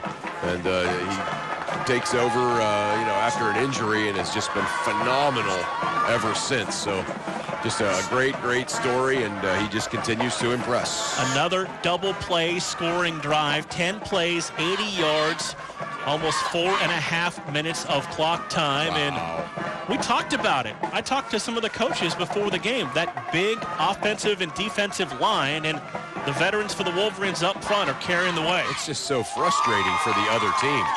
Well, and you continue to give up first downs, And what Grove City has done both last week against Teal and then today is it's not like they're getting big plays. They're just like getting 12 yards. Every 1st and 10, they get 12 yards and a first down, right? And they just keep the football and frustrate you. Morrow's kick high and short. Runs up on it at the 26, across the 30. Stumbles his way down to about the 34-yard line. On the return for the Mustangs, that's Torrey Hall Jr., a freshman wide receiver from Stratford, Connecticut. Morrisville State takes over first down. So Morrisville State now certainly in a bit of a soup here. Down 2 scores, 14-0, 11:43 to go here in the second quarter. We're going to go trips left. Gwinner out of the pistol. Edmond, single tailback with him. Wolverines going to show blitz. They set the screen up, caught at the 30. sliding his way across the 35 to the 37-yard line. Sam Henson's in a lot of pain. Winner's pass is complete. He got hurt on the last 7, possession, Hall. and we saw him go over to the Mark table on the and get taped 2-yard up. gain to It's the like an ankle or 37. an It is Achilles or 2nd and 8 something. for Morrisville State. Gain of 2, 2nd down and 8. Twins right and left. Edmond moves to the left of Gwinner on 2nd and 8. 3-step drop. Danson in the pocket, fires underneath, pass caught across the 50, 45, and out of bounds near the 40-yard line. That's Torrey Hall, number 2 on this team in receptions. Pushed out by Ross. Gain of 23 yards to the Grove City 40. Their biggest play of the day so far for Morrisville State, 23 yards. And 1st and 10 at the Grove City 40. Certainly this offense has a little bit of momentum and a little bit of rhythm right now. 2 receivers right, 1 to the left. Edmond right of Gwinner. Gwinner's going to keep it off the fake. Across the 30. And then drives down to about the 32-yard line. Going to bring up 2nd and short. Down by Mark. Gain of 8 to the 32. Grove City 14. And it is Morrisville State 0, 10-20 to play first half. A really fast-moving first quarter. Slowed down. The pace has slowed down just a little bit, but not much. And, yeah, Morrisville State, again, they had a fairly impressive drive that stalled out last time. And, again, in Wolverine territory now on the 32.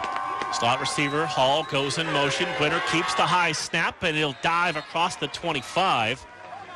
And that'll be a first down for the Mustangs. Yeah, Gwinner was, I don't know if that was designed pre-snap, but he recognized something there, and he wasn't given that one up. Followed by the offensive line, is able to pick up the first down. 1st and 10 at the 25, under 10 minutes to play in the half. Edmond to the left of Gwinner, who's going to get the handoff. Now Gwinner will keep it, and be driven back after a short gain. Gwinner on the run, brought down by Mark. Yeah, really nice play by Patrick Mark there as he just kind of met the... on the play, 2nd and 8 to Grove City 23. Met the ball carrier. Looked for a second there like Gwinner had some running room, but Mark took care of that. You're listening to the Eastern Collegiate Athletic Conference Division III James Lineup Bowl here on 91.1. 2 receivers right and 2 left. Gwinner to throw. They pick up the blitz. He'll roll out, throw it downfield, and behind the receiver and incomplete. Looking for number 4, Bradshaw, and it brings up now a 3rd and 8. He had him too. If he would have thrown it out in front of him, he would have completed it, but he threw it behind him. And so now again, they're in third and long situation in probable 4-down territory. They're 0 for 2 so far today on 3rd down, and certainly that's been, one of the reasons that they haven't been able to put together a scoring drive. Going to move the ball closer towards the left hash mark. Their kicker, Alexander Stewart, a freshman, 5 of 10 on the year. Okay. Long of 39. I was just going to say, what's the long? Yeah. Trips right, 1 receiver to the left. Gwinner out of the pistol. Edmond the tailback. Give it to Edmond. Edmond all the way inside the 15 and down to the 10-yard line. It's going to be 1st and goal for the Mustangs. Yeah, that's kind of the definition of downhill running right there by Nick Edmond. Goal at the 10. 8:45 to play in the half. Grove City 14, Morrisville State 0.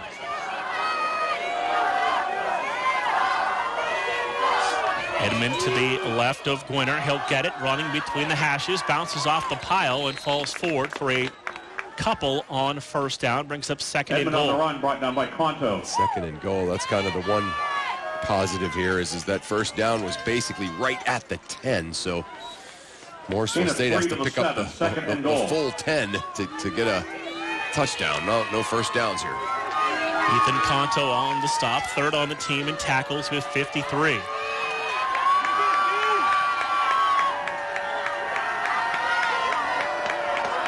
Gwinner gonna again give it to Edmond, running up the middle to the 5-yard line and then driven back at that point Edmond on the run, brought down by 67. Colton Young was having none of that. 2-yard gain. Yeah, that was Third awesome. And goal yeah, Nick Edmond, a little bit of a head of steam there, and it looked like maybe he was going to be able to get in. Colton Young kind of appearing out of nowhere, which is hard when you're 6'7", 285, and able to just fling him down. Third and goal from the 5-yard line. Now we've got a whistle, and Timeout. Wolverines had some substitution Their first issues. charge, timeout of the They'll half. take a timeout. We will as well. It is Grove City 14, Morrisville State 0 on 91.1 WSAJ. I'm Martha Barnett. And I'm Grant Barrett. On A Way with Words, you're invited to talk about language. We solve linguistic mysteries, play word games, and debate the finer points of grammar. And you'll get fresh perspectives on pop culture, old sayings, regional expressions, books and writing, and slang. Tune in to A Way with Words Sunday afternoons at 3 on 91.1 WSAJ Grove City.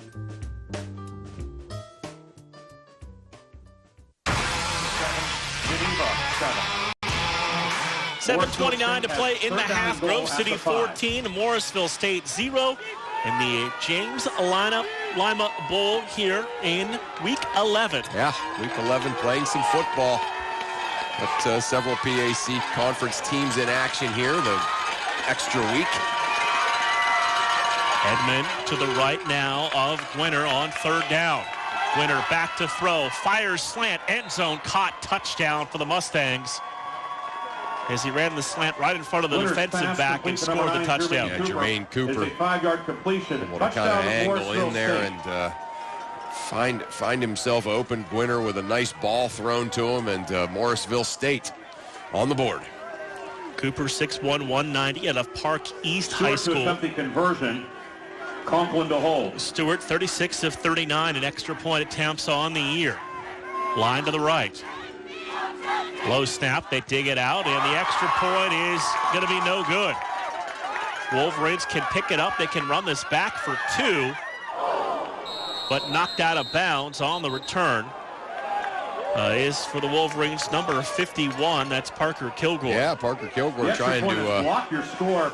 Return it, but Tyler Tepes was out there, kind of put a lick on him. So, yeah. If you're going to get a postseason victory, you're going to earn it today. You're going to earn it today. Yeah, there's no question about it.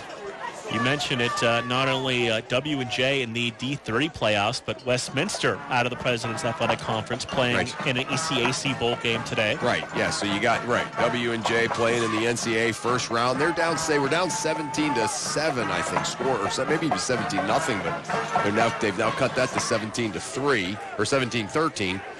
And Westminster and Wesley in another ECAC bowl, they're tied 14-14, and then Carnegie Mellon and Geneva making up that game that was canceled or postponed a couple of weeks ago due to the tragic shooting, down in the Squirrel Hill. So yeah, four PAC schools in action today. 7:25 to play. Grove City 14, Morrisville State 6. That block PAT could loom large later on. No question. No question. Roth and Ross deep. So Alexander Stewart, the freshman from Norwich, New York, will tee it up. Roth and Ross back deep. Bouncing kick picked up by one of the up men for the Wolverines, and he'll hammer his way to about the 30-yard line. Tyler Beal. Tyler Beal on the run back for the Wolverines. Wolverines. Beal, big fullback. Return of 6 on special yards. teams, able to scoop that up. Looked like a center fielder about to do a crow hop, get it back in, but instead scoops it up and keeps running, picks up a couple of yards. First and 10 for the Wolverines. 7:18 to play in the half. Wolverines with a pair of timeouts remaining and a 14-6 lead. East going to work out of the pistol. 2 receivers in the formation. Give it to Schools. Put it into his belly. And he'll fall forward across the 30 to about the 31-yard line. Short gain on first down. Gain of 2 to the 32. It is 2nd and 8 at the 32-yard line. So gain of a couple brings up 2nd down and 8.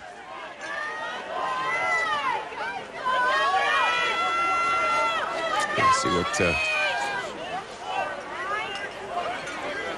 Play clock down to 15. Play action. Drake breaks open, makes the catch, and then thrown out of bounds across the 35-yard line.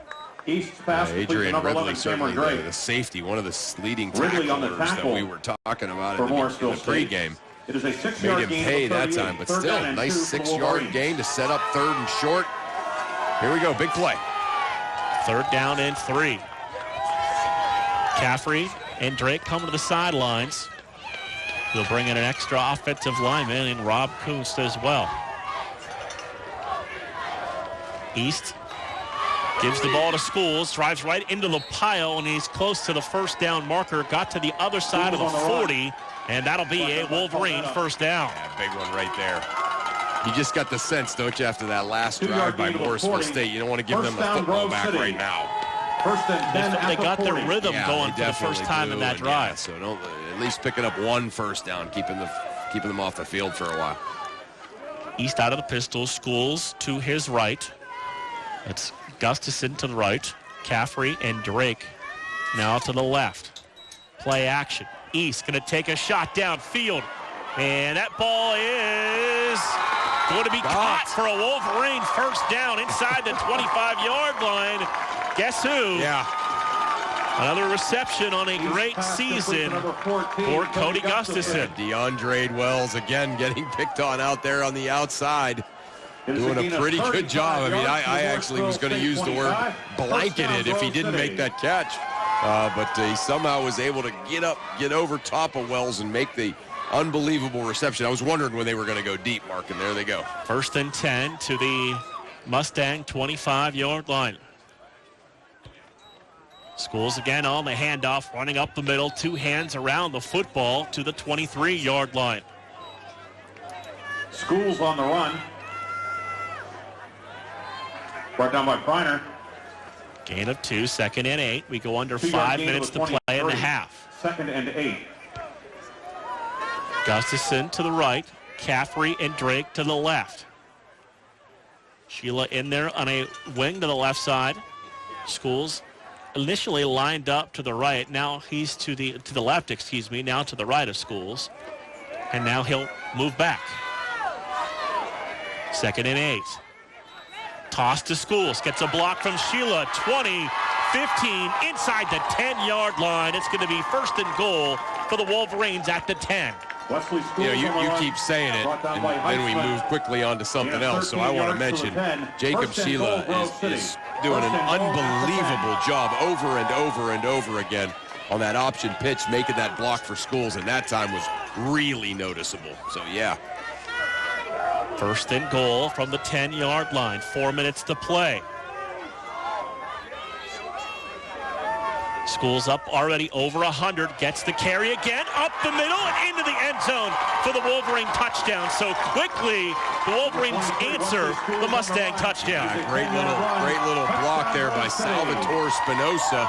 And Schools able to just kind of follow him right in. And the Grove City College Wolverines, with 3:56 to go in this first half, have opened up a 20-6 lead on Morrisville State here in the ACAC John Lynam Bowl. So Schools, 17 of 18 games now up over 100 yards. Morrow line left, the extra point, good. 3:56 to play in the half. Grove City 21, Morrisville State 6 on 91.1 WSAJ. I love being a part of Action Team. For more than a decade, Major League Baseball players and action teams of high school students have been working together to train and inspire the next generation of volunteers. This is one of the best feelings in the world.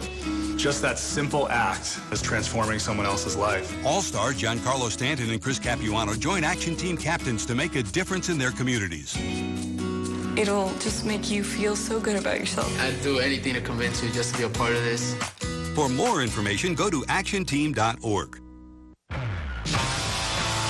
Under 4 minutes to play here in the first half in the ECAC Division III James Alida Bowl. Wolverines 21 and the Mustangs of Morrisville State 6. Yeah, 3 consecutive touchdown drives now for the Grove City College Wolverines.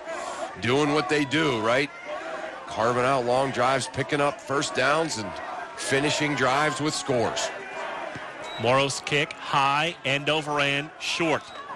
Picked up at the 27, across the 30, hesitates 35, and down to the 39-yard line. On the return by Torrey Hall Jr., the freshman from Stratford, Connecticut. Yeah. Return of they're trying that little, like, kind of modified pooch kick, if you will. Mustangs 39. It's giving them pretty good field position, but not giving them much of a chance for a long return.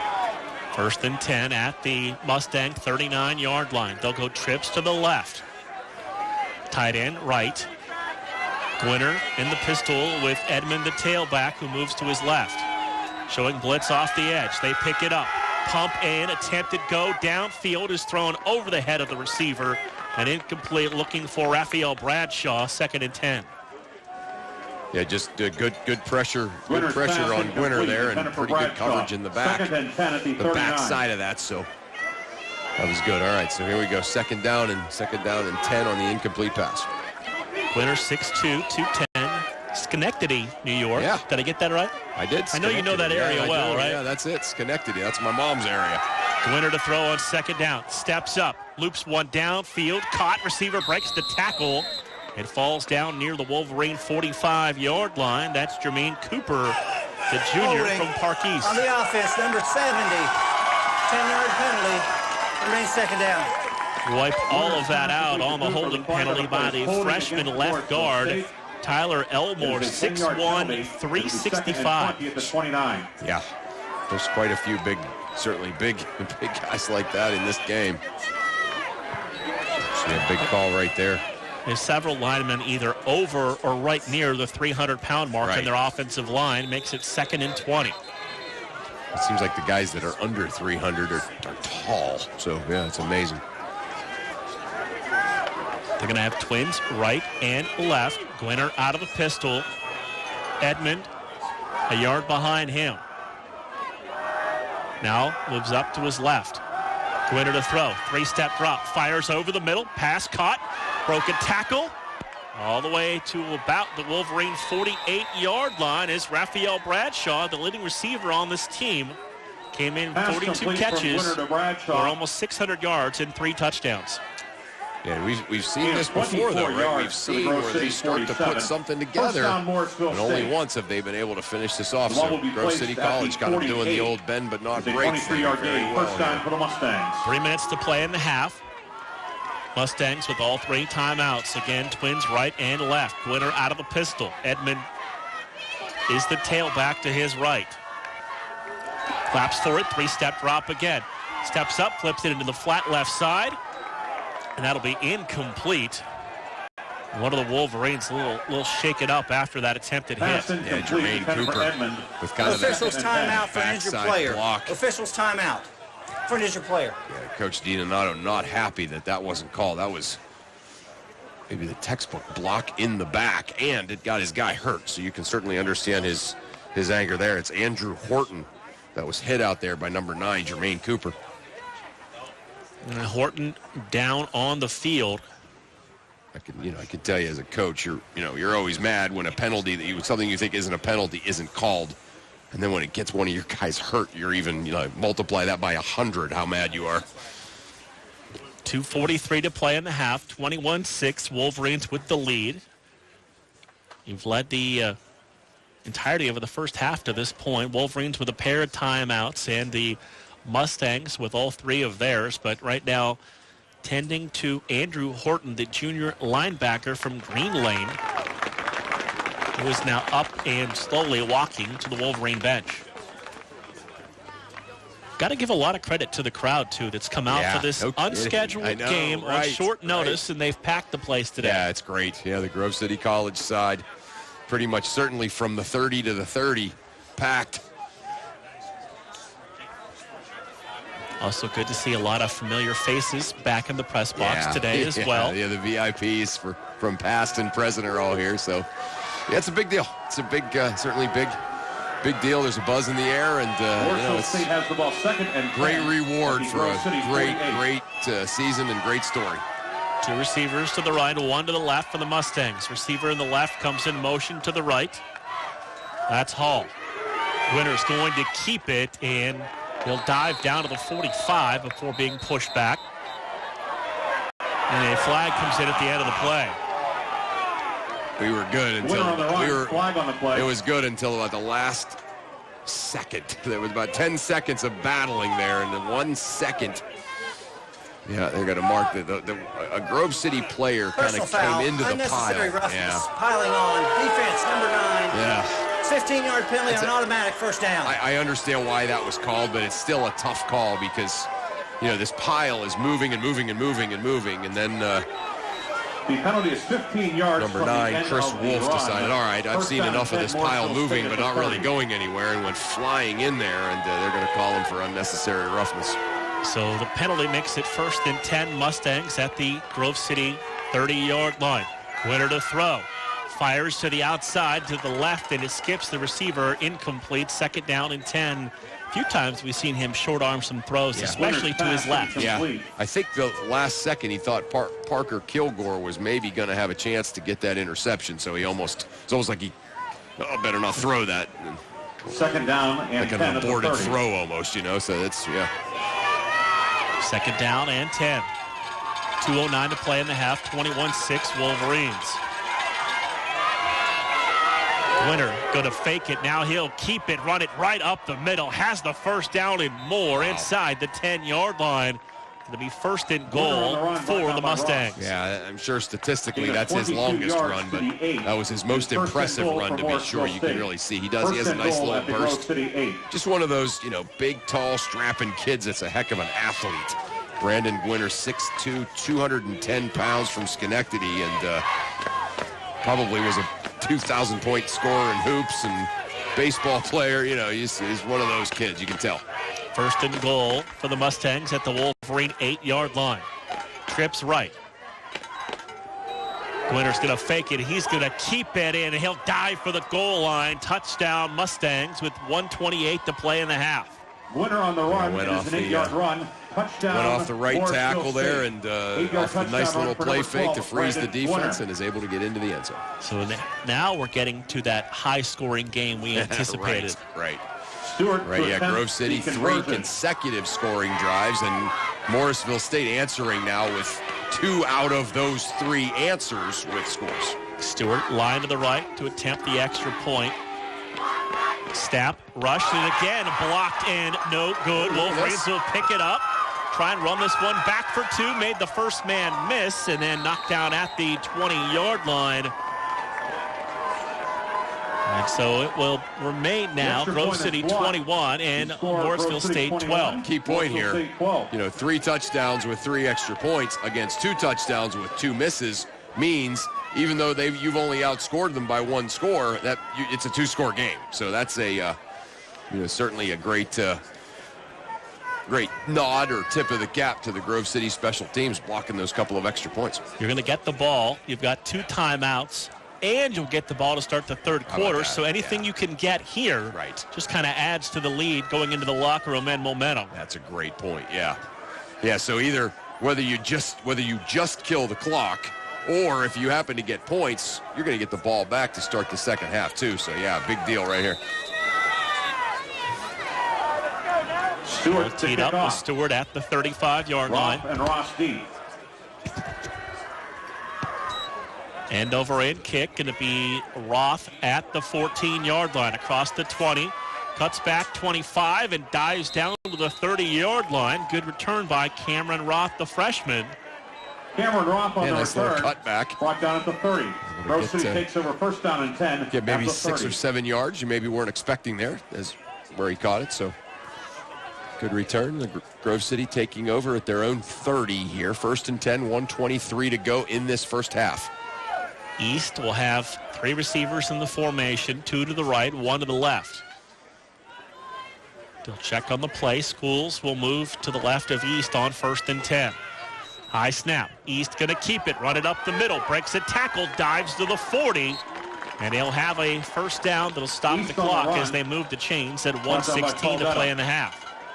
10-yard gain to the 40. 1st down, Grove City. Yeah, nice. 1st and 10 at the 40. A little bit of a tempo, hurry up offense here. About a minute to play, minute 10 to play here in this first half. Play fake to Schools. East again, looking deep, going downfield. Man out there, reaches out for it and held on to the football. How the heck did he Another have that? catch by Gustafson inside the 25-yard line. You know, it's impossible. You think about like the big time, the NFL games and the big time college games with their replay. I mean, to the naked eye, it looked like somehow he was able to reach out, catch that, and keep it from hitting the ground. Give it to Schools, running up the middle, inside the 20 and down to the 15-yard line. Down to 42 seconds to go in the half. Another Wolverine first down. Yeah, great job by Schools, kind of picking his way through that hole. Schools on the run, gain of 10, first down to the 15. Down to 35 seconds to go in the half, and timeout, Morrisville State. Oh, Morrisville State going to take a timeout. They were a little on their heels, so they'll burn a timeout, leave them with 2. Wolverines being ultra-aggressive, trying to get some points going into the locker room. I love it. I mean, they obviously, you know, I mean, I think they probably like every matchup with Cody Gustafson has, but they really have exposed that Gustafson is being single covered by DeAndre Wells out there on the corner. And, you know, Wells has done a couple of good things. He's gotten them a couple of times, but for the most part, they've been able to do whatever they want to with that matchup. That 4-inch height advantage and the incredible hands have given Cody Gustafson a monster first half. Well, again, you know, we could put together probably a highlight film of Gustafson's greatest catches this year. But the 2 that he's made tonight, the comeback, and then that one right there, holding on to that somehow. Those certainly have been 2 of his best, if not his 2 best. And in both cases, Mark, I thought, you and I both thought, Wells had great coverage. You talk about number 2 all-time in school history in receiving yardage. 2 more years to play. 1st and 10 from the 15-yard line. Gustafson, Drake, and Kuntz, the wideout. Sheila on a wing to the right. East to throw. Looking for Drake. Makes the catch over the shoulder for the Wolverine touchdown with 30 seconds to go in the half. And Cameron Drake has touchdown number 2. Yeah, and there's another matchup right there. Drake being covered, single coverage out there by Adrian Ridley for Morrisville State. They can't guard him either. So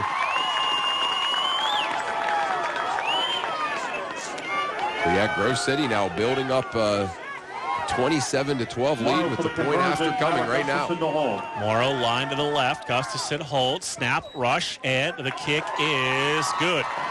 Grove City 28, Morrisville State 12 with less than 30 seconds to play in the half, and you love the aggressiveness downfield. Well, I mean, Grove City put together their first 3 scores were, you know, from really long drives to relatively long drives time-wise.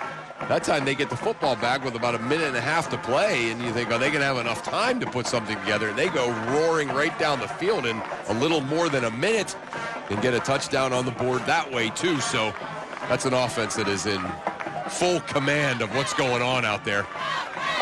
And one thing we've noticed from them all year long is offense really rolling right now, but they'll make adjustments at halftime. Right. It'll make things kind of even better. Yeah, right. They make adjustments to what they anticipate the adjustments that the other team is doing, right?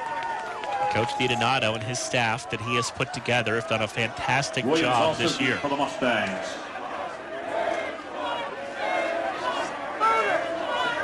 Morrow's kick, high, end over end at the 26, across the 30. Hesitates, 35, 40, and all the way out to the 45-yard line with just 23 seconds to go in the half. And there were 2 Morrisville State players all the way over here, out of bounds in the snow. And that got the Wolverine bench a little riled up. Flag on the play.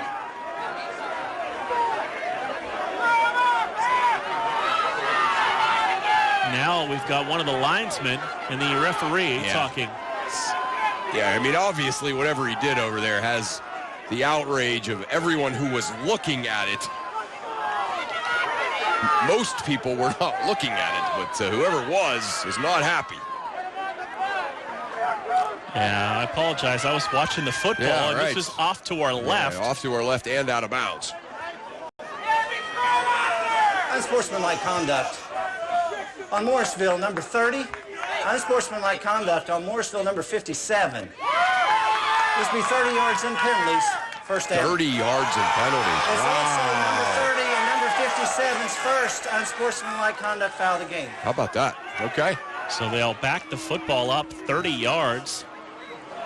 Either one of those players receive another unsportsmanlike penalty, their afternoons will be over. Yeah, so everybody who was watching that, and then you look at the ball being marched 30 yards back here.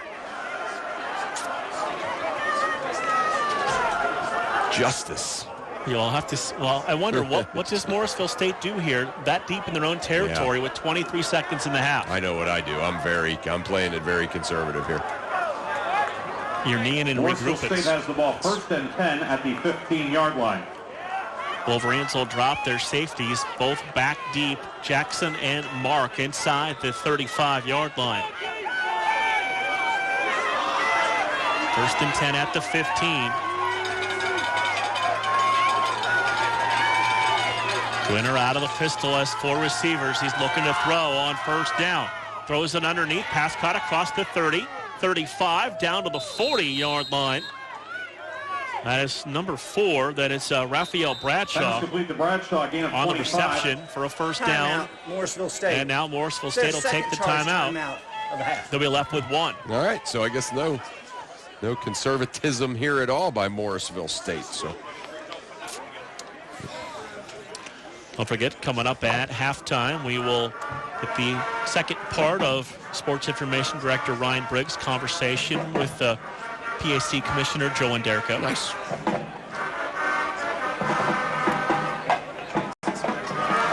(28-12), Wolverines with the lead. And the Mustangs have the football at their 40-yard line with 1 timeout remaining. Mustangs going to break the huddle. They will come from the sidelines right to the line of scrimmage. Twins right and left. Glenner, the senior quarterback. Edmund, the senior tailback out of California, lined up to his right. Glenner to throw. 3-step drop. Looks underneath. Pass caught across the 50, 45, and upended right there by Jacob Ross. Pass complete to Zophie. Yeah, pass was Zophie ran a nice route across the middle there, but It's their 3rd and final timeout of the half. Yeah, hopefully giving Grove City 44. Giving their quarterback Winner a chance to fire one into the end zone here with 9 seconds to play, but I don't know. I don't know if they got close enough or not. Right, Zophie, the junior, 5'9", 180 pounds, makes his first catch. They use a lot of wide receivers that they run in and out. Yes. So the Mustangs are out of timeouts. 9 seconds and the ball on the Wolverine 44-yard line. Ken Stewart, 5 of 10 in field goals, a long of 39 on the year.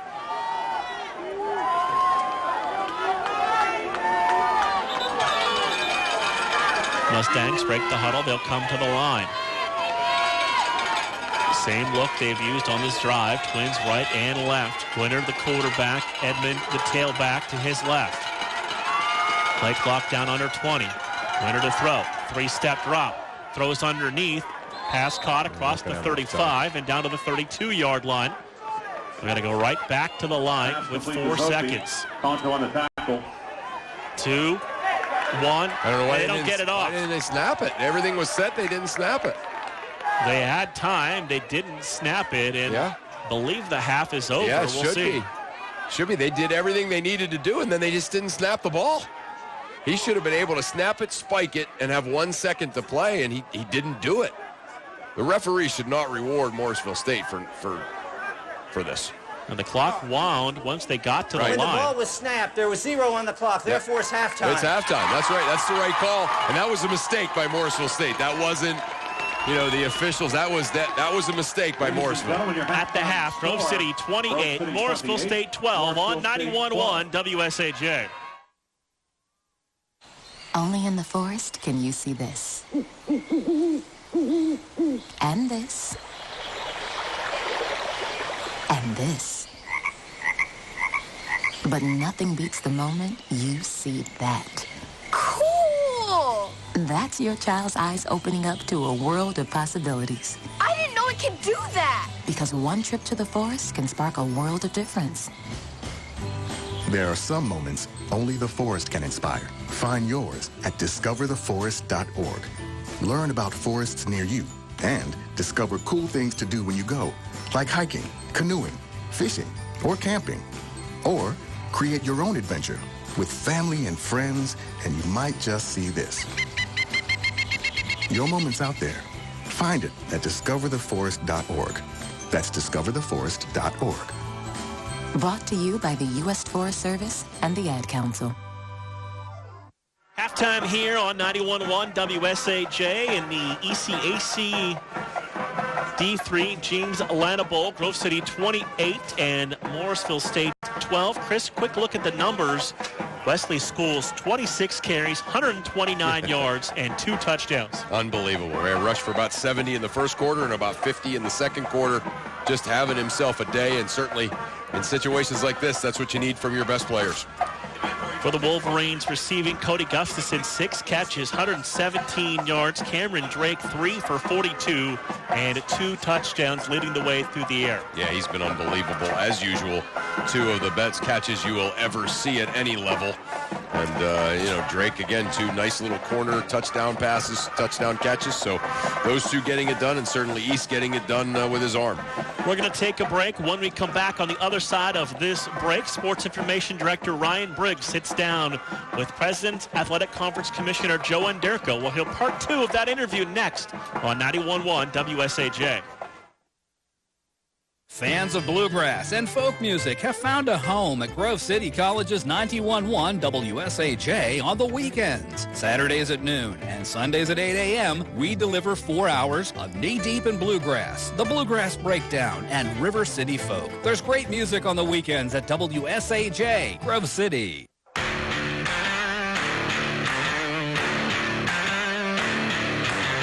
It is halftime here on 91 FM WSAJ. Grove City and Morrisville State dueling in the James Lina Bowl, ECAC Division III Bowl at Robert E. Thorne Field. Ryan Briggs here on the halftime show. We are rejoined by Joe Anderko. Joe, of course, joined us in our pregame show. We talked at length about President's Athletic Conference football.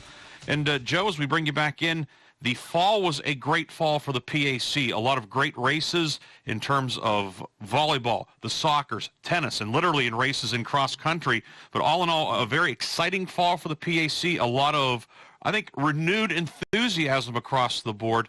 Just can you talk a little bit about the highlights of this fall? Well, I think, while football gets the lion's share of the attention and maybe the publicity, I think you're absolutely right. If you take a look across the board at our fall sports, just some of the championships we had, one of the ones that jumps out to me is volleyball. We were over at Westminster this year, had capacity crowds both nights, both for the semis and the finals. Bethany ends up the upset winner. The Bison getting a victory as the 3rd seed. Go on and show very well in the NCAA playoffs. Certainly in soccer, Grove City and Westminster played just a couple of epic battles at Grove City High School. The Westminster men and the Grover women winning. And then, of course, for the Wolverines and Melissa Lammy to go on and get that first-round win against the national runner-up from a year ago. I was so happy for them, the success that they've had, and doing it the right way. That's what you really like about all these teams. They really represent not just their schools, but the conference in the best possible way. So it's been a lot of fun to see that. Certainly was. You mentioned that soccer doubleheader Grove City and Westminster had back a couple Saturdays ago, and what a great atmosphere, great crowd there for both matches. The men's match went Westminster's way.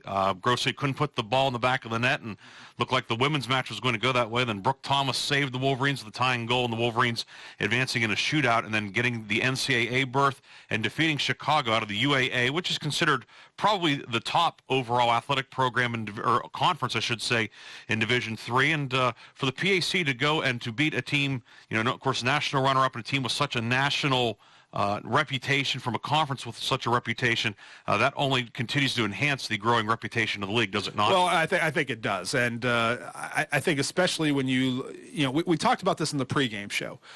With Thomas Moore's departure, there's some question, what's it going to be like? Well, I think so many championships have been held down there in recent years. People have forgot just how great a championship experience like that can be. And whether you look at Grove City for that soccer doubleheader or Westminster for the volleyball Final Four, and even the change in format this year, I would say, for women's tennis, moving it back to campus down at W&J. We had great semifinal matches before Grove City won the championship indoors due to rain.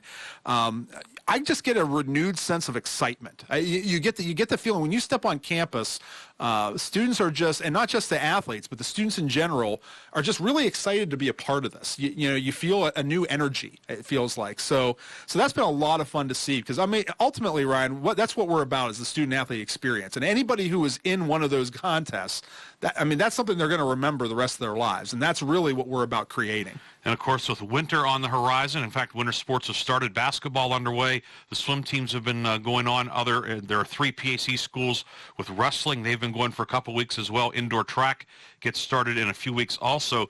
The winter, again, especially women's basketball. Of course, Thomas More, who has been dominant, leaving the league. Things look really wide open in both basketballs. Especially in women's basketball. Men's basketball, St. Vincent's the preseason favorite, and I think they should be. Quite frankly, they've been the dominant program over the last 6 to 8 years. Thomas Moore's been there with them, but they've been pretty consistent. But then after that, it's a, throw a blanket over them. Westminster, Grove City, Geneva, Teal, Bethany, all of them are kind of bunched together. Now, on the women's side, I agree with you. You look at, I think back to last year's semifinal, the 2-3 semifinal between W&J and St. Vincent, and it came down to the wire, went to overtime, 1-point game, and I thought, boy, if this is our championship, and obviously this year it could be, this would be an incredible environment if this is at one of those 2 campuses, because it happened down in Kentucky in the semifinal. Nobody saw it, or very few, I should say. Very few, yes. So we touched on this for the fall, but I think you're really going to see it when you get to basketball, especially when you get those Final Four women's teams at a site and all the fans coming in together. There's going to be an energy like we haven't seen in recent years, and I think that's going to be something that all the programs involved are really going to embrace. I know it's a night, you remember, we go back in the time machine a little bit, but coming up on 12 years ago, 2007, when the Grove City men won the PAC at W&J. It was a Saturday night game. The place was packed. It was a great game. It was a 3-4 game, as I recall, right? They had both posted upsets in the semifinals. Yeah, and it was a great environment. W&J had a great turnout. Grove City had 2 or 3 fan buses down there. Now make that an annual thing, exactly, and that's what we're looking at. And folks, you and I remember that, but a lot of folks probably don't. And that's what we're looking at. And you're just seeing the campuses start to get a sense of what's possible for us now. And it's just great to see them embrace it. And I mean from the top down. You see it with our presidents. They're so excited. To see Paul McNulty at Grove City, Kathy Richardson at Westminster, all these presidents just absolutely buying into supporting their athletic programs. It's why we've had the success we've had, is because of their leadership. And, of course, the basketball conference schedule starts November 28th. Wow. Just about a week and a half from now as we'll get things underway. The Wolverines will be at Waynesburg, in fact. And then, of course, wrestling. Grove City does not have wrestling, but PAC wrestling, very good. A national champion who's back this year. Well, that's the big thing. Yeah, we did have a national champion last year, Jake Evans from Waynesburg University. He's back for his senior year.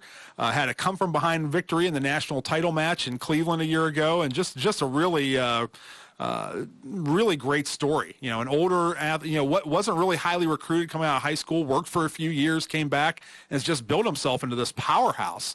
One of the great stories of last winter that I think was underreported, Ryan, is we had 3 national champions in 3 different sports from 3 different schools. Not only him, but certainly in track and field, indoor track and field, Nicole Bartoletta from Geneva with the hurdles, and then, of course, your girl in the swimming. And Shirley Dasso. Right, who just had incredible. We're not a one-trick pony, I guess is what I'm saying. Not only are we not just all about football, we have success in all these sports, and it's not just one school dominating. It's across the board. So the level playing field makes everybody buy in and feel like we can be part of something special. And then towards the end of February, the Indoor Track and Field Championships. And I always, if people have asked me if there's one PAC event you could attend, what would it be? I might pick that one. What a great event that is. I think that's, with indoor track really, now other than men's lacrosse and women's lacrosse starting in the PAC coming up in the spring, but indoor track, still kind of the new kid on the block, but what a great championship the PAC is able to have at Youngstown State. Well, I think it's a little lower profile for a couple of reasons. One, like you said, it's fairly new. It hasn't been around for 60 years like wrestling has, for instance. But also the fact that we hold it over in Youngstown, we don't hold it on campus and doesn't move around from campus to campus, fewer people see it, I think, because of that. And I think they're missing out. I think you're exactly right. If you get a chance to come over to the Watts Center at YSU, which is just a absolutely top-flight facility. I mean, it's one of the better Division I facilities out there. And basically, we can run it the same way as we run a Division I meet. And I think that shows, and not only in the performances, which just ratchet up every year and get better and better, but also, in the atmosphere. It's just a wonderful environment, and I think you see steady improvement with our teams every year, and that's part of the reason why. And it's worth it's a couple bucks to park, a few bucks to get in. It is worth coming. It's one of my favorite events of the year. Absolutely, it's a great event. In the PAC. Yeah. And Joe, before we wrap things up, anything else ongoing in the PAC? I guess one thing that's always, I'm sure you get asked about a lot, membership.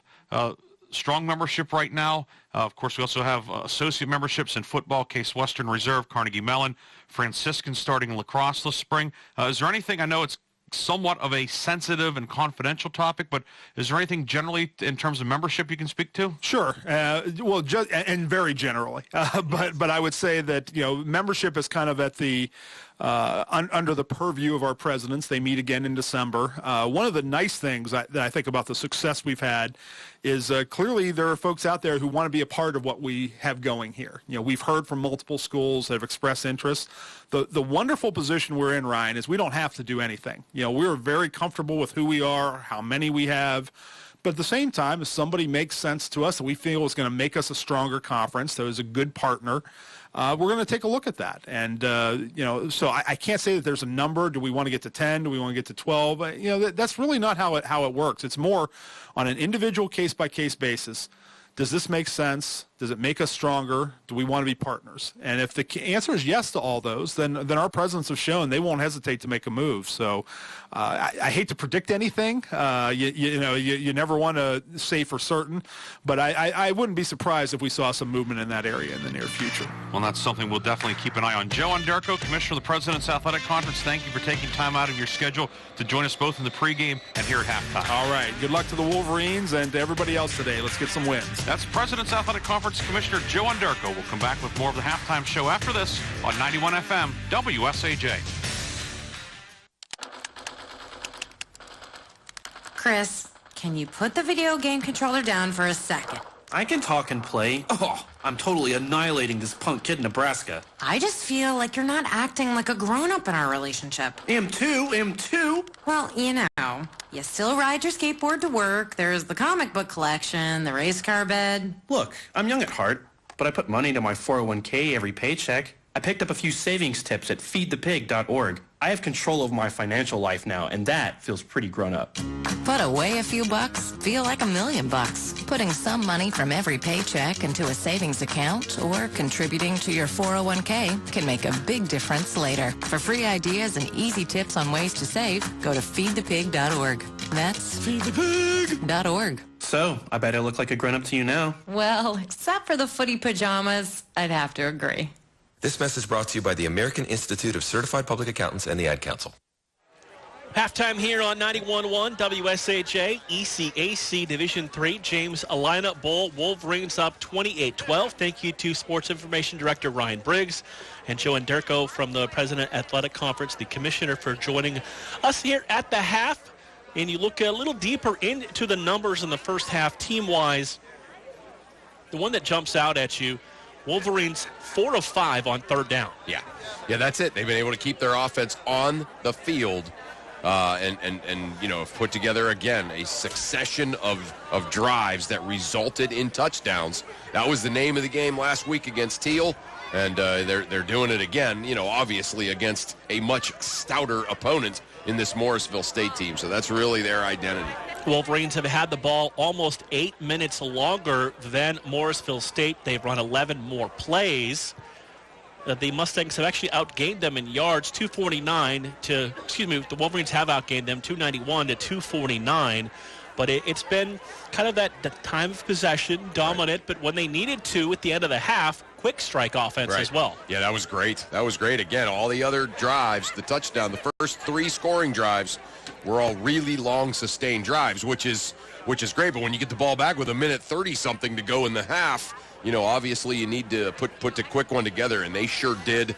The highlight of that drive, of course, was the unbelievable catch by Cody Gustafson. I heard Ryan Briggs talking to some other local media, comparing it to the Lynn Swan catch in Super Bowl X. That was a perfect analogy or a perfect comparison, and just unbelievable. Schools, 26 carries, 129 yards, 2 touchdowns, right at his typical 5 yards a carry. Right, that's it. He's just been tremendous. I mean, it's just. And when you think about that, when you think 26 carries, and then your average is 5 yards a carry. I mean, it's one thing to have 2 or 3. It's one thing to have 6 or 7 carries and have that because you had one long gainer or something. But Schools is just that's about what he's doing on every drive, right, or on every run, because he hasn't had any real long ones either. East, 9 of 12, 159 yards, 2 touchdowns, both of those to Cameron Drake, who has 3 catches for 42 yards. Cody Gustafson, 6 for 117 yards. Yeah, Drake, or East has just been so efficient. And, again, he's been spreading it around a little bit, but mostly it's been Cody Gustafson and Cameron Drake. Gustafson, again, just 6 catches, and I say just because of the record-breaking numbers he's been able to put up, but the two really, really big highlight reel catches that he made, and he's been unbelievable. And then Drake, 2 of the 3 catches he's made today have been for touchdowns. So the Grove City College offense, their passing game here so far hasn't been spectacular, but it's been just good enough, and picking their spots to keep Morrisville State on their heels. Leading tacklers in the ball game, Patrick Mark and Jacob Ross with 5, Ethan Conto with 4, Daniel Jackson with 3. We talked about, Chris, the long scoring drives. That first scoring drive, 15 plays, 75 yards, almost 8 minutes. And another School's 3-yard touchdown run. The ensuing drive, 10 plays, 80 yards, 4.5 minutes on Drake's touchdown reception from East. The School scoring drive, his second touchdown, 7 plays, 70 yards, 3+ minutes. And then the final drive, 4 plays, 70 yards, less than a minute to get that touchdown on the board. Yeah, that was absolutely incredible. And again, you think about the difference between 21-12, where, okay, you feel pretty good, but you're only, 9 points ahead to that last touchdown was huge. So while we have a moment before the half begins, I've been anxiously awaiting my history lesson. What do you got? Pretty interesting connection of Morrisville State to Pennsylvania. Of course, the town is named after Thomas Morris, who is the son, of course, of Robert Morris, who was, a signer of the Declaration of Independence, a signer of the Constitution, considered, one of the second-tier founding fathers of the U.S.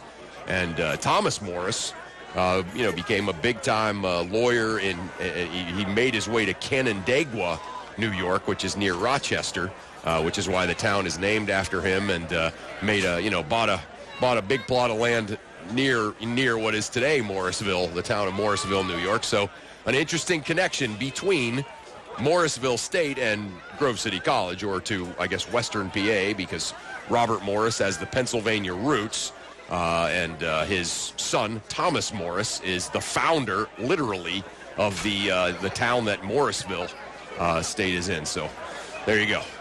That, of course, will be on the test at the end of the game, so hopefully you've all taken good notes. We're going to take a quick 1-minute break. We'll come back, get the third quarter underway on 91.1 WSAJ. As I went through school, one giant question loomed over me. What did I want to be? But in order to know what I wanted to be, I had to first decide what I wanted to make. I wanted to make more. So I became a teacher. Now I make learning a privilege, not a chore. And frustration, a tool, not an obstacle.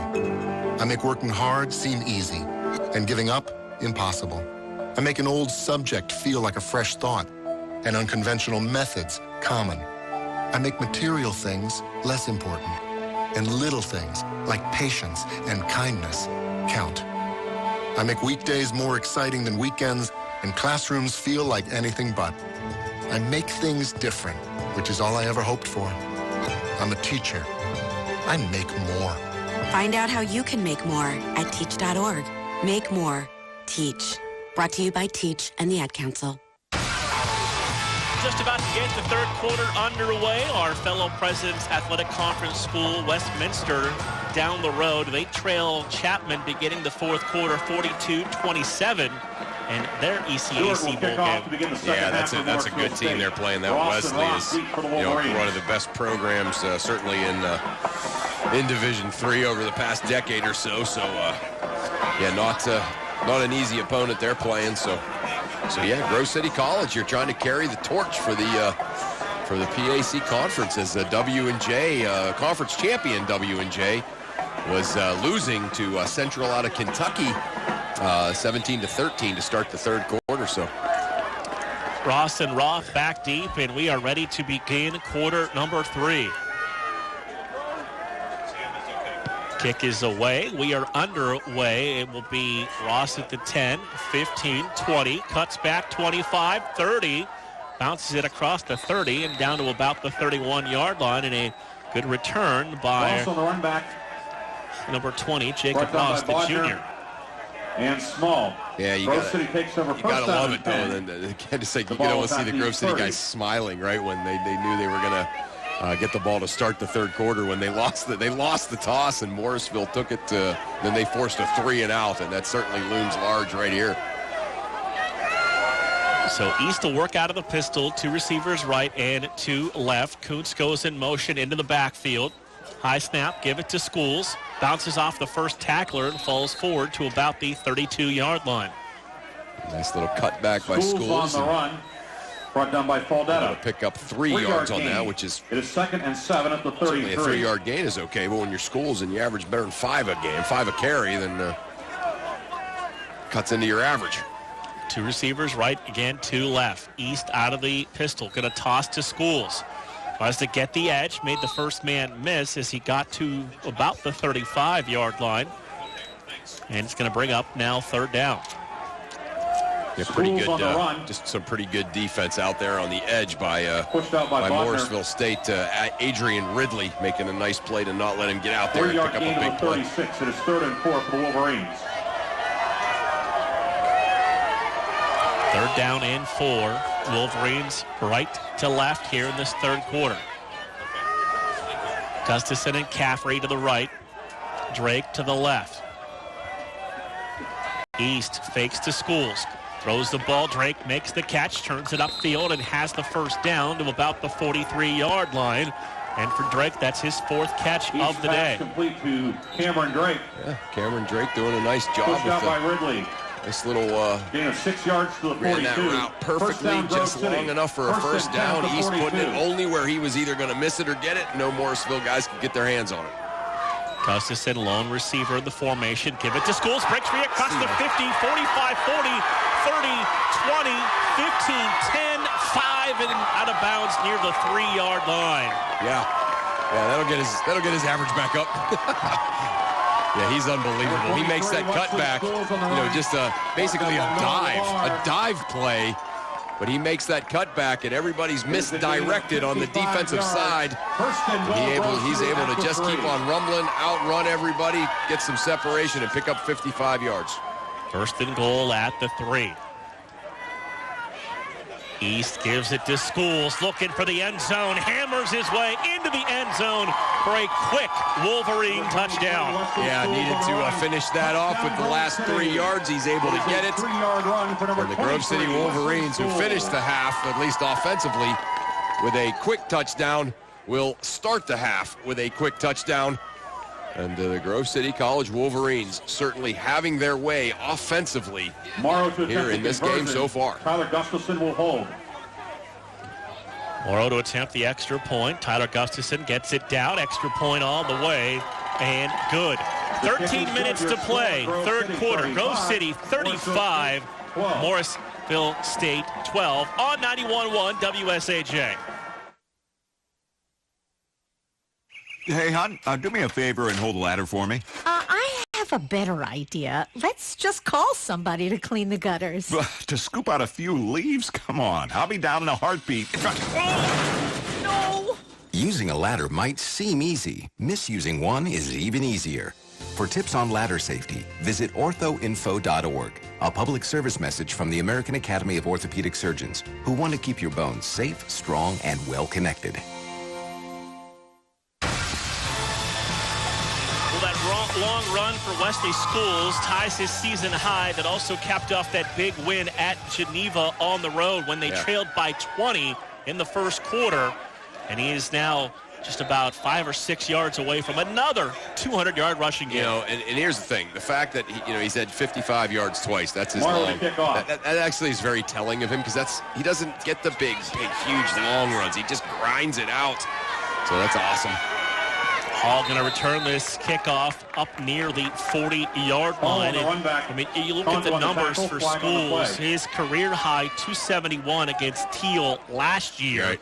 Already has 4 200-yard rushing games in his career, and I'm not going to go out on a limb, but he's probably going to get another one today. Yeah, I don't think you're too far out there when you say that. Yeah, he's well on his way, having a great day. Penalty on that kick return on of the Mustangs, going to back them up deep into their territory.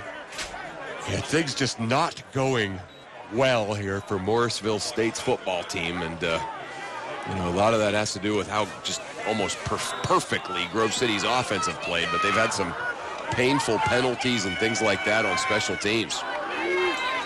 Gwinner takes the snap, fakes to Edmond. He'll keep it on the run, get to about the 19 before being driven back. Gwinner on the run. It's been impressive team tackling today by the Wolverines. It's 3, 4, sometimes 5 red jerseys there to make a play on the ball. No doubt about that, Mark. The defense has just been, again, Morrisville's put together two nice scoring drives and one additional drive that they didn't score on that was impressive. But for the most part, this defense has been, bend but not break, make plays when you have to, and swarm to the football like you just said. 2nd and 6 for the Mustangs. Gwinner to throw it on 2nd down. Feeling some pressure. Step it up. Going to go deep. Man makes the catch across the 40. And near the 42-yard line, that is number 9, Jermaine Cooper. Found a spot open in the middle of the field, and Gwinner hit him with a strike. Yeah, Cooper 6'2", 190, and can run. I mean, he's basically got NFL-size receiver there. Ran a nice route, and Gwinner threw a nice ball, and hard to guard him for that long. Gwinner had about 5 seconds to make that pass. 1st and 10 to their 42-yard line. 2 receivers to the left, 1 to the right side. Edmond to the left of Gwinner, who's rolling out, looking that way. Going to throw back downfield into double coverage, and that pass is going to be caught.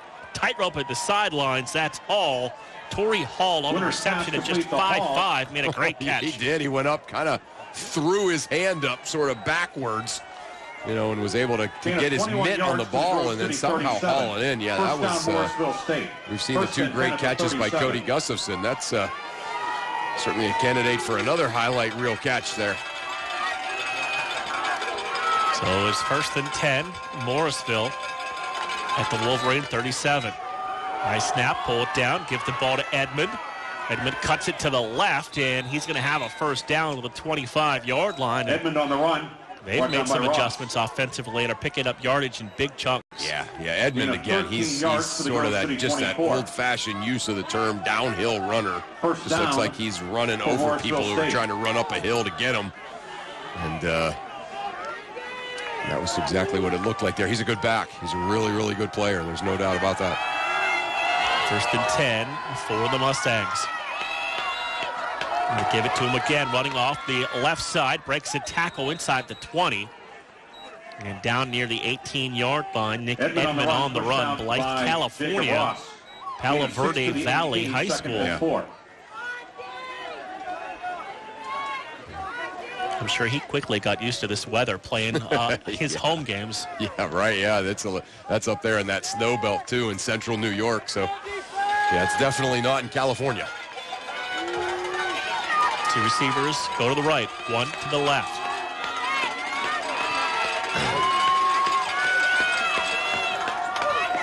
Gwinner going to throw it again, firing it downfield. Receiver got behind the defensive back and dropped the football.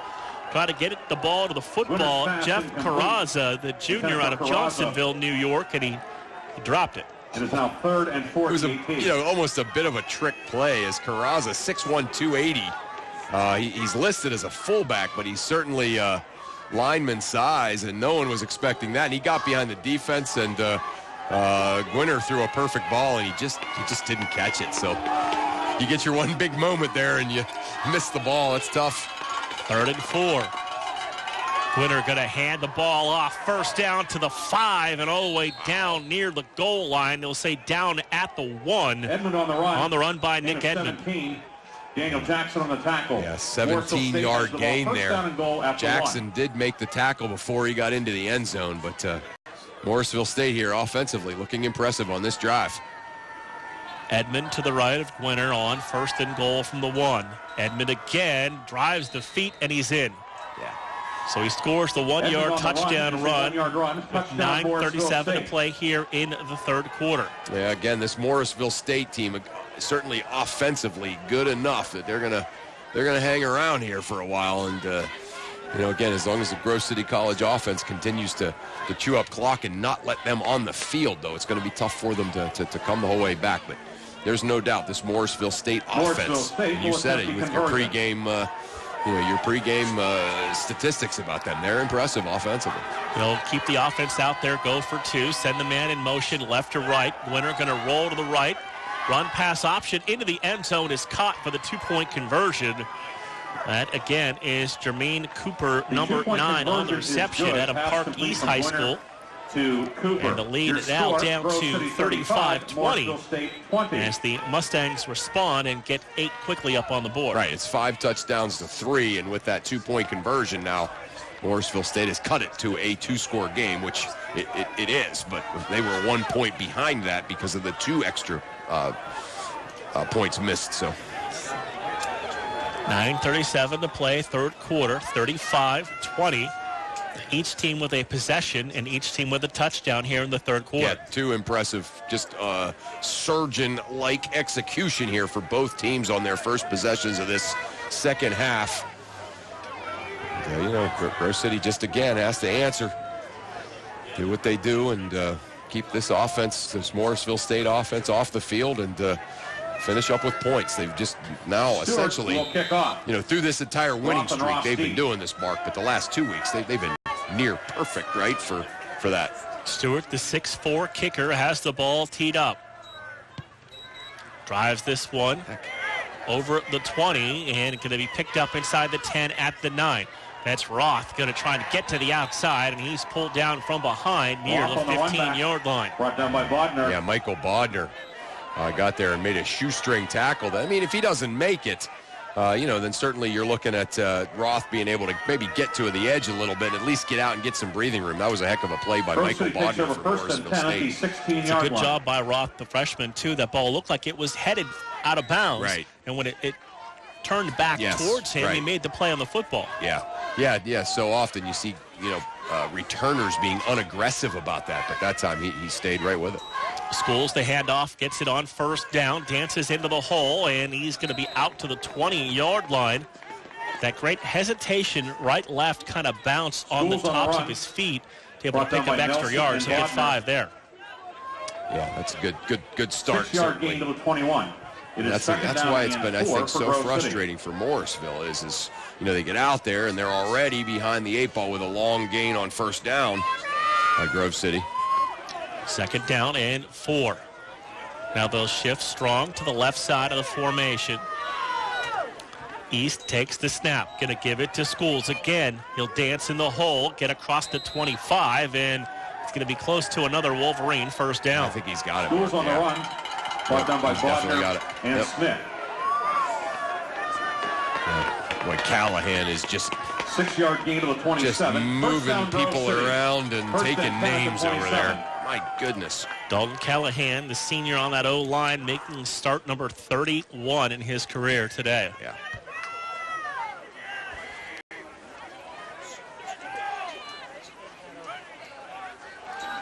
Going to hand the ball off. Schools again on the run, and a shoestring tackle pulls him down from behind right near the 1st down marker. That was Callahan again. They ran behind Callahan again. Schools on the run, brought down by Bodner. And Bodner, how about that? That's 2 shoestring tackles that Bodner's made stop potential big runs, but still, he wasn't able to get Schools there until Schools picked up that first down. It's 33 carries and 210 yards. He's over for 200. Schools. That's awesome. 1st and 10 out to the 37-yard line.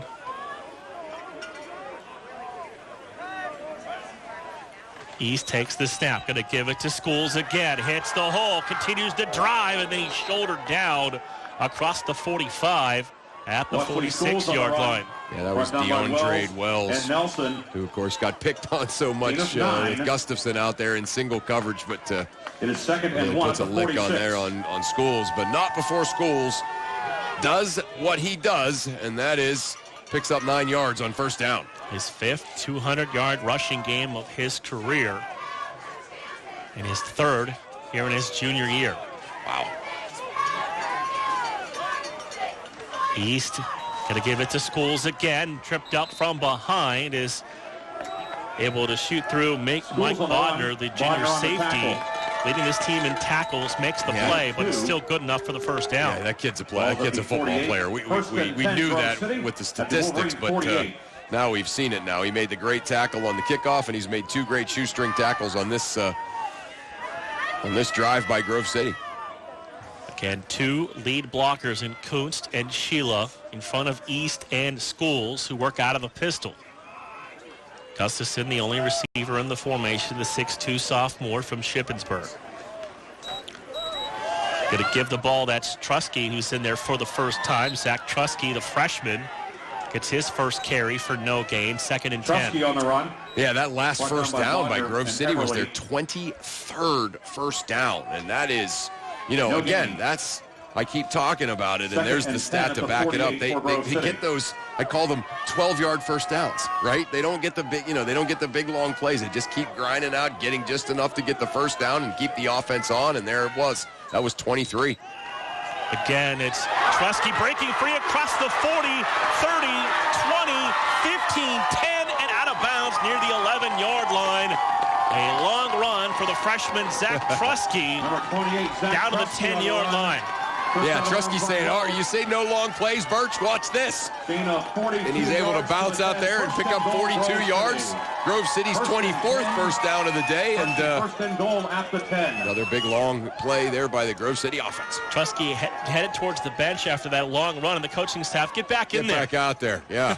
You're hot. Get going. I would venture to say his longest run of his career on that run. 1st and goal from the 10. He'll get it again.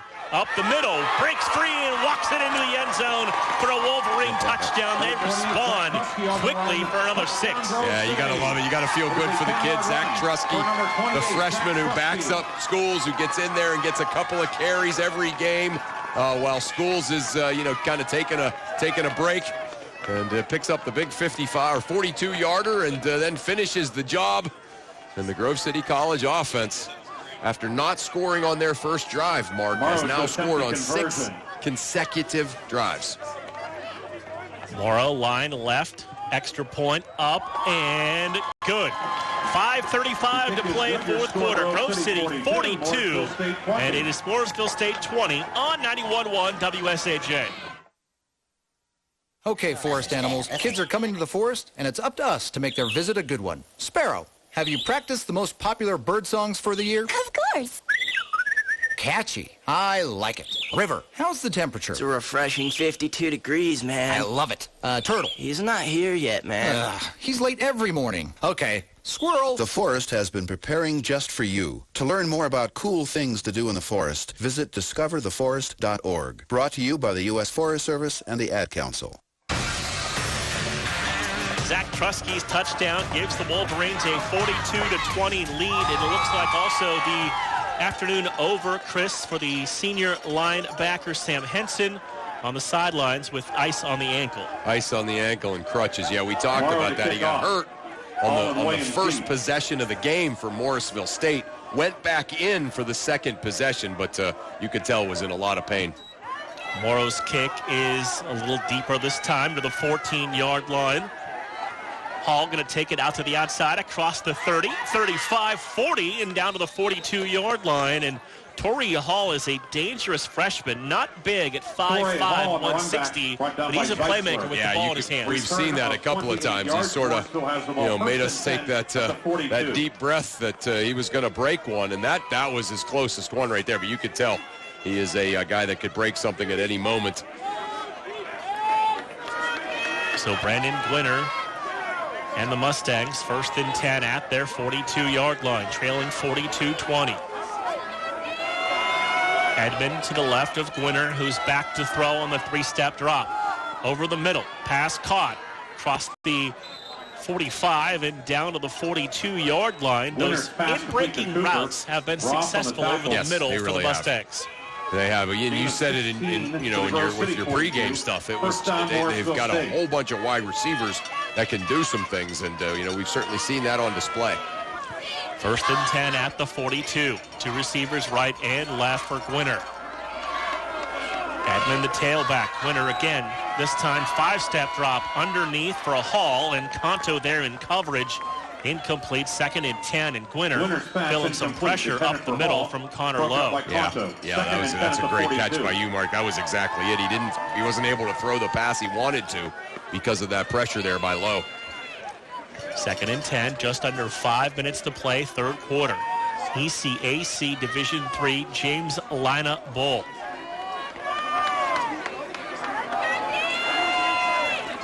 Twins right and left for Gwinner.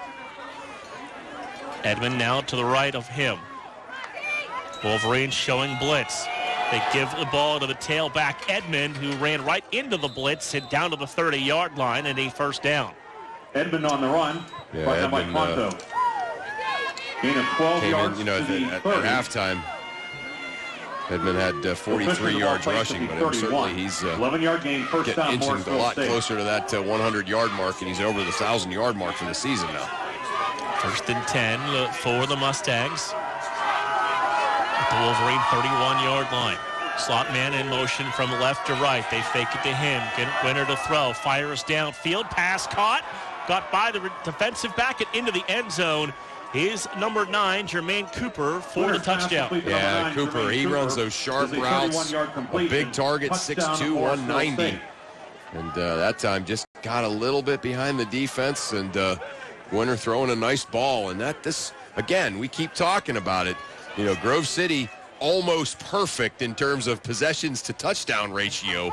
But Morrisville State offensively is good enough that this offense is keeping them in the game.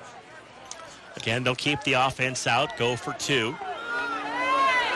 Man in motion from left to right. They snap it directly to Edmond, trying to turn the corner, and a host of Wolverines there to make the play and knock him down. Tyler Steedle there with help on the tackle. Yeah, Connor Lowe certainly was out there too.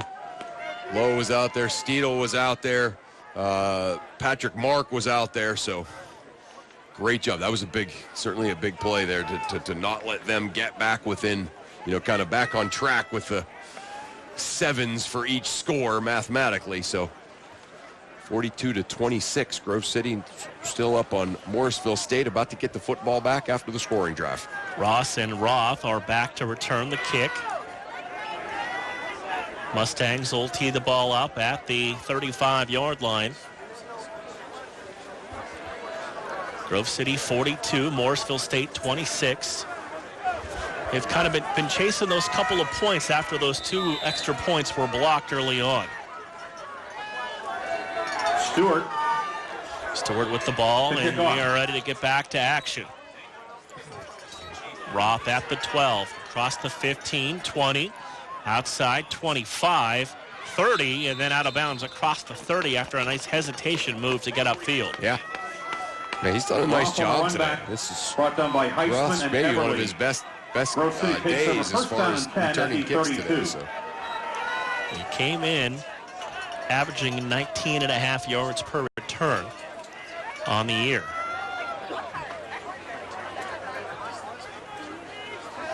Wolverine offense back onto the field with 4:14 to play in the 3rd quarter.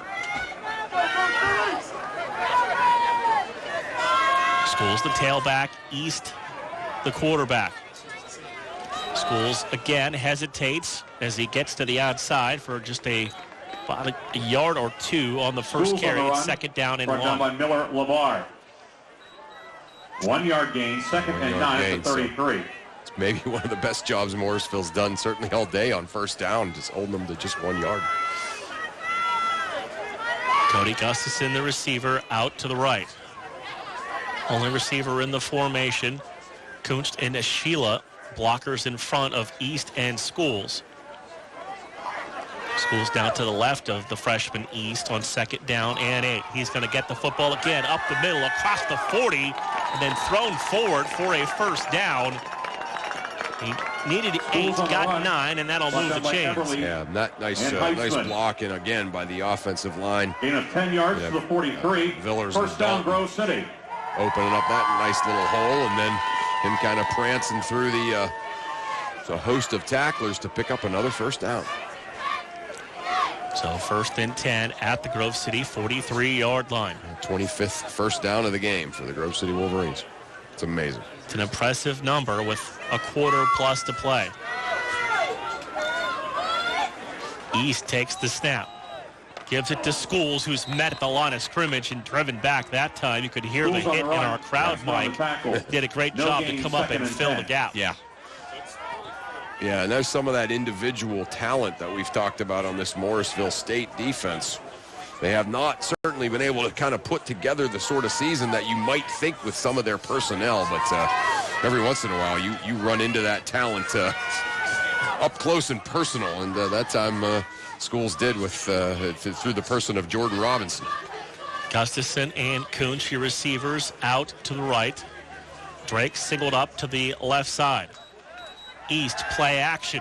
Going to take a shot. Gustafson's open, makes the catch, makes a man miss across the 40, and out of bounds inside the 35, nearly 32-yard line. Yeah, DeAndre Wells again, again was forced off of him, and then he thought, all right, I'm going to try to go get this one.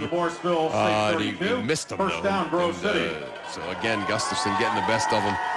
Came up limping, too, a little bit, Marquise. I'm glad I'm not him today. First and 10 to the 32-yard line. I'm up here sitting with you instead of trying to cover Cody Gustafson. In a long afternoon, whoever draws that assignment for the next few years. Yeah. Play coming in on the cards from the sideline. First and 10 at the 32. East hands to Schools, hits the pile across the 30, and down to the 28-yard line. He'll pick up 4 on first down. Down by Irons. Good. Just a good push there by the offensive line. Gain of 4, second and 6 at the 28. Yeah, that kind of that 3-5 look of Morrisville State, just putting a hat on a hat. Second down, 6. We approach a minute 10 to play, third quarter.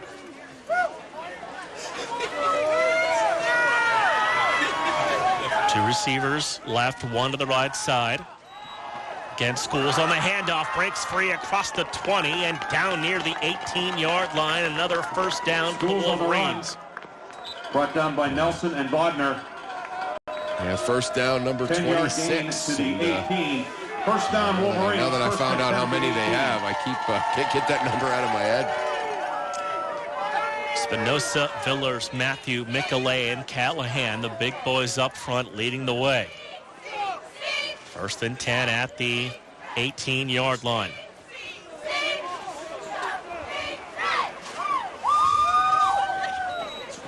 East going to keep it inside the 15 and down near the 12-yard line. Good decision by the freshman, Josh East, to keep the football. And he'll have a gain of 6 on first down. Brought down by Everly. Yeah, East on that carry there. 6-yard gain of 12. Word second from and Ryan 4. Briggs. That's 40 carries for Wesley Schools. So wow. Just been an absolute workhorse. That's 40 carries with a full quarter to go. After 3, Grove City 42, Morrisville State 26 on 91.1 WSAJ. People are always talking about the stock market. Always looking to invest in a good opportunity, something with the potential to grow. So what if you could invest in the future? The future of kids, like a stock. Not the kind of stock where you invest to make money, but a stock for social change. A whole new kind of investment called Better Futures.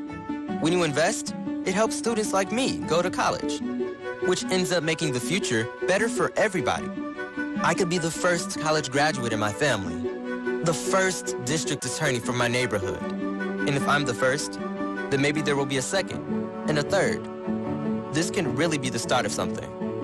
My name is Charles, and I'm your dividend. Invest in better futures with UNCF. Visit uncf.org/invest. A mind is a terrible thing to waste, but a wonderful thing to invest in. A public service announcement brought to you by UNCF and the Ad Council. Final 15 minutes of the 2018 season. Chris put up on the scoreboard, and the Wolverines looking to cap it all off with the first postseason win in school history. Yeah, how about that? Yeah, I didn't even all the things that this, the superlatives we've used to describe that game, I didn't even put that into a frame. That's a great carrot out there now, just 15 minutes away. Grove City up 42-26, driving again. Second down and 4 from the 12-yard line. East going to work out of the pistol. Now they'll shift the offensive line, go strong to the right. Counter, handoff Schools, and that time he stood up at the line of scrimmage. Might have lost about a half yard. It'll bring up third down and about 5 to go. Yeah, big number 75, Scott Irons, firing through there and finally getting a mitt on Schools behind the line of scrimmage. So, yeah, 3rd and 5 here on the 13. Schools again. Up the middle, spun out of a tackle and twisted his way down to about the 6-yard line. And that was his 42nd carry of the day. 42 carries, well over the 200-yard mark. 27th first down of the day for Grove City. This offense has just been so incredibly impressive. Tyler Beal now in at one of those lead-the-block spots. He'll drop back as a lead for Schools now, who gets the football inside the 5 and down near the 3-yard line. Schools on the run. Yeah, another great block there by Skula. You mentioned that long run took the average from 5 to 6.3. Yeah, there we go. For Schools. There we go. Wolverines going to take their time here a little bit. Second and goal from the 2-yard line. Play clock down under 15 seconds.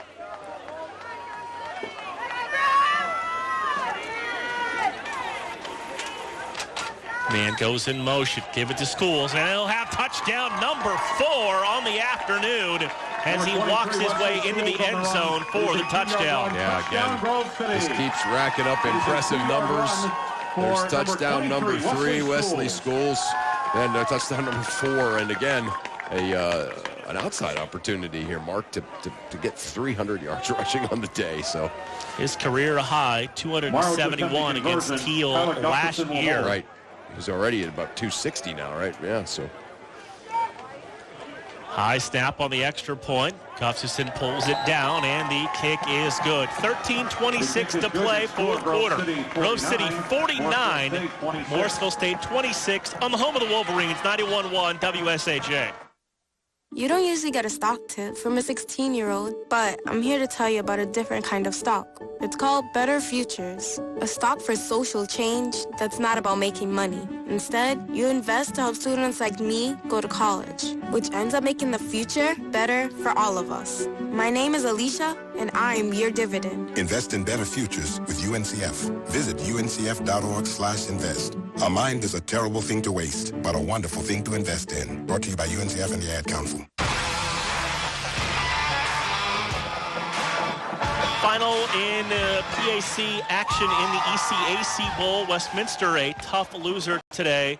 They fall to Wesley 42-34.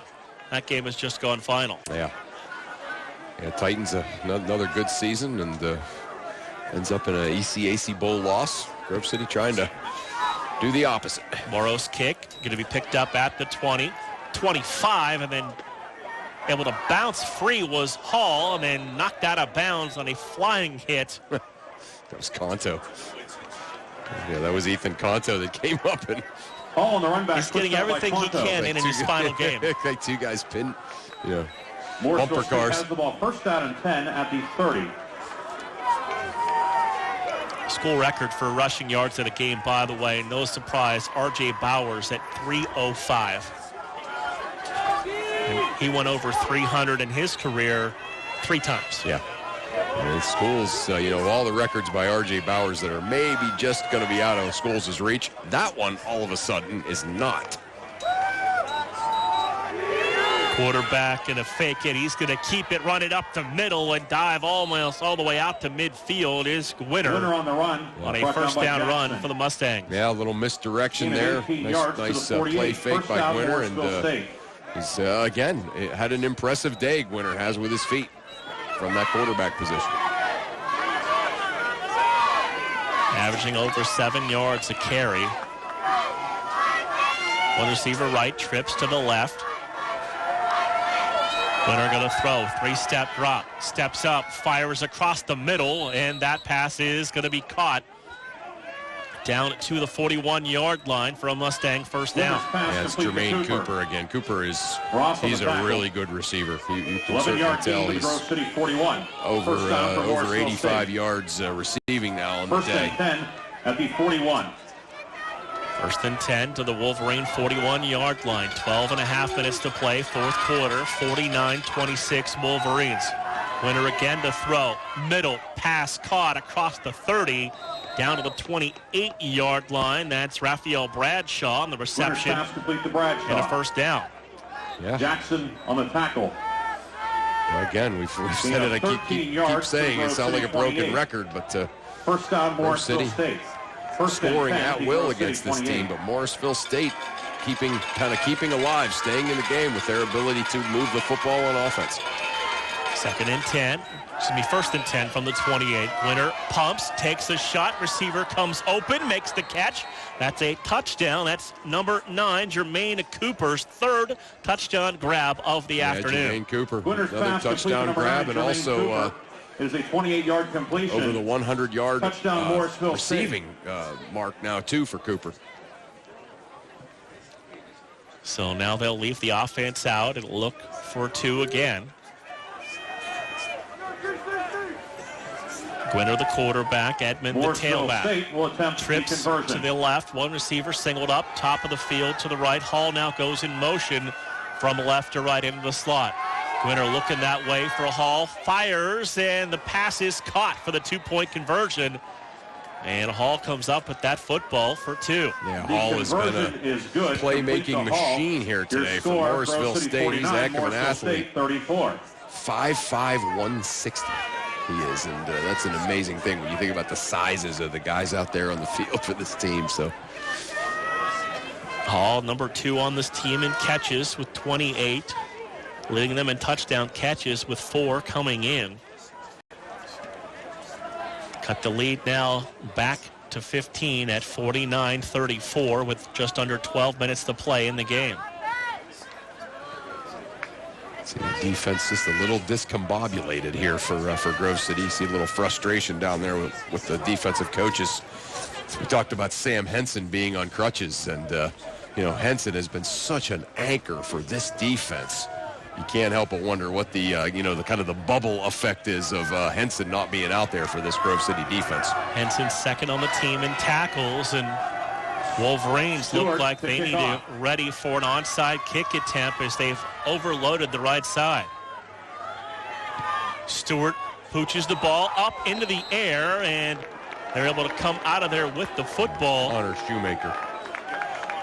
Shoemaker able to come up with that. Kickoff fielded by Connor Shoemaker. Great job by Shoemaker. First and 10 at the 49. That's one of those ones you say after the game. When you're pointing out things to your team after you win a football game, you say, and if this doesn't happen, we might not win. That's one of those moments probably Coach DiDonato is going to say, hey, remember Shoemaker, he made that big play on that. That was a well-done onside kick, but Shoemaker, good hands, able to haul it in and get down.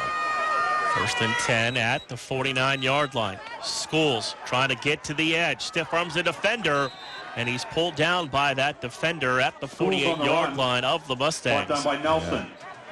And Nash Nelson able to just get out there and not let Schools get out there. So just a 2-yard gain for Wesley Schools on the first down run. 2nd and 8 at the 49-yard line of the Mustangs. Same look the Wolverines have spent a good majority of this afternoon in. 2 lead blockers in front just behind the offensive line. That goes strong now to the left. Going to give the ball to Schools, pulled down from behind by Mike Bodner, number 1. And it's going to be third down and about 7 to go. Gain of 1. Looks like we got an injured player. Yeah. Timeout. Officials timeout for an injured player. Yeah. Number 33. It's Oliver Simeon, a senior defensive end.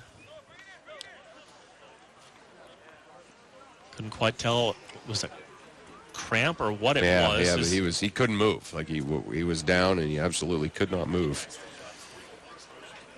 So they will pull both teams to their respective sidelines with 10:56 to play here in the fourth quarter. Yeah, Simeon from Elmont, New York, Hyde Park Memorial High School, home of Franklin Delano Roosevelt. I feel like you've visited all these towns in Western New York in your lifetime. There's no doubt, yeah. Yeah, so many of them are familiar to me. Not just from visiting them, but of course treading up and down and across Route 90 from Buffalo to Albany so many times in my life. 3rd down and 7 at the 48-yard line. Wolverines need a first down to keep the clock driving, keep the ball out of the hands of the Mustang offense that is rolling here in this second half. East out of the pistol, 2 receivers right, 1 to the left. Play action. East stepping up, looking for Gustafson downfield. Ball knocked away and incomplete near the 20-yard line. Brings up 4th down and 7. East pass incomplete. Yeah, that time Wells just able to drape him. Intended for Gustafson, broken up by Wells. It is 4th down. Gustafson kind of asking for the interference penalty. You can see Wells walking by going like, really? You've gotten me so many times today. I cover you once and you want a interference call? For the first time today, Caleb Brake to punt, 38.5 yards, number 2 in the conference. Good snap, good kick, drives this ball inside the 10, and then it just kicked into the end zone for the touchback. Looked like it was going to curl back at the last minute and then rolled into the end zone. I thought so too, yeah. I thought it was going to roll back. For a touchback. Morrisville State has the ball 1st and 10 at the 20. Grove City fans exhorting their team here, understanding sort of the importance of this moment in the game. Morrisville State offensively playing great here in this second half, has climbed back in this game, and Grove City for the first time all day having to punt. So Morrisville with a chance to cut this to a 1-score game. The defense needs to step up right now and make a play. Winner has trips to the right, 1 man to the left. Edmond, the tailback, to his right. He'll roll right. Set, take a shot downfield. Pass caught to the 35-yard line. First down and out of bounds. That is Bradshaw on the reception. Pass complete to Bradshaw, 5'10", 185. So another one of those kind of small receivers that just gets out there and you lose them. 36. First down, Morrisville State. 1st and 10 at the 36. 1st and 10 out to the 36-yard line. Now trips left, 1 receiver right. Winner, 5-step drop, stands in the pocket, rolling out, trying to keep the eyes downfield. He'll run across the 40, 45, 50, stumbles 45, and to the Wolverine 43-yard line before Ethan Conto pulls him down from behind. So frustrating because, you know, the guys doing their job, covering all the receivers down the field. So Gwinner decides to run, and there just wasn't anybody within 30 yards of him. Grove City, 41-yard line. Now, Morrisville State back in business. 1st and 10 on the Grove City 41. Trips right, 1 man left. Gwinner out of the pistol. Edmond, the tailback, to his left. Going to give it to Edmond, and he has stood up at the line, dropped for a 1-yard loss in the backfield. Colton and Young having a big afternoon in there on the stop, the Bloomsville, PA native. Yeah. Edmond on the run, brought down by Chris Wolf. Yeah, Wolf, that was a great job right there. Wolf and Kilgore finally sort of able to not let Nick Edmond get ahead of steam going. Twins right and left, second down and 11. 9:11 to play, fourth quarter. 49-34 Wolverines. Winner to throw. Middle ball off the hands of the receiver and incomplete at the 31-yard line. Looking for number 2, Ryan Zoppi, incomplete.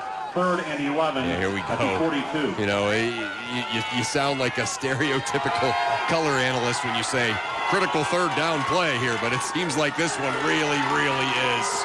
This is a big play. You can hear the Grove City fans exhorting their defense here to make a stop. 3rd down and 11.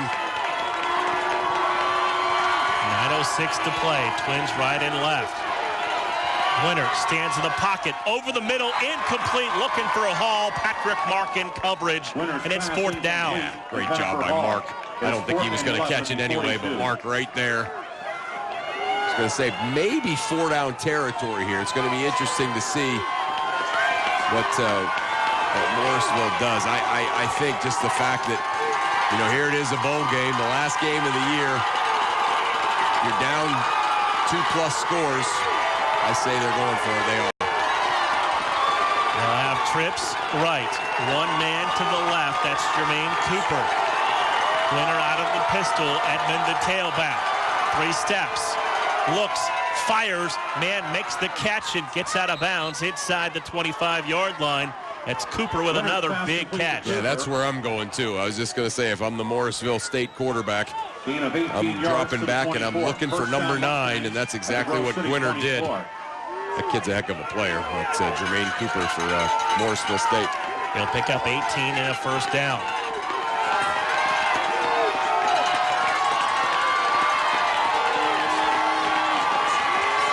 Two receivers left, one to the right now. All slot man goes in motion left to right. To give it to the tailback with the blocker in front inside the 20. Down to the 17-yard line is Nick Edmond. Down by Wolf. 7-yard gain. So 7-yard gain. So that brings up 2nd and short now. 2nd and 3. Ball on the Grove City 17. Grove City up 49-34 with 8:10 to go on a moving clock. 3rd down and 3. Winner gives it to Edmond. Now he'll pull it back, breaks the tackle, and has the first down inside the 15 and down to the 13-yard line. Thought they had him, Mark. I thought they were able to hold him up and stop him from getting it, but he was able to break a tackle and then drag another tackler. Morrisville State now with another first down. 1st and 10 to go. 13-yard line. First down, Grove City 13. First and 10 trips to the right side. Winner out of the pistol. Edmond the tailback to his left. He's looking. Fires downfield. Man open. That's a touchdown for Jermaine Cooper. And the lead now down to 9 at 49-40 with 7.5 to play. Yeah, that was actually the tight end, Mark. Patrick Boga. Looks a little bit like him. He's 6'2", 240, though. He's a big boy, a tight end.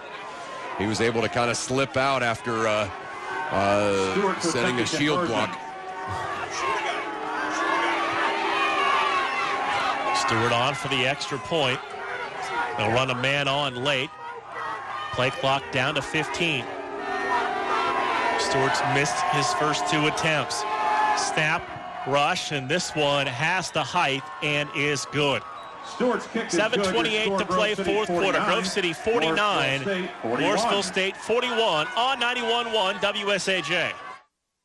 Listen, as a hiring manager, I've got to tell you, the best job candidate isn't always the typical candidate. Sometimes they're a grad of life.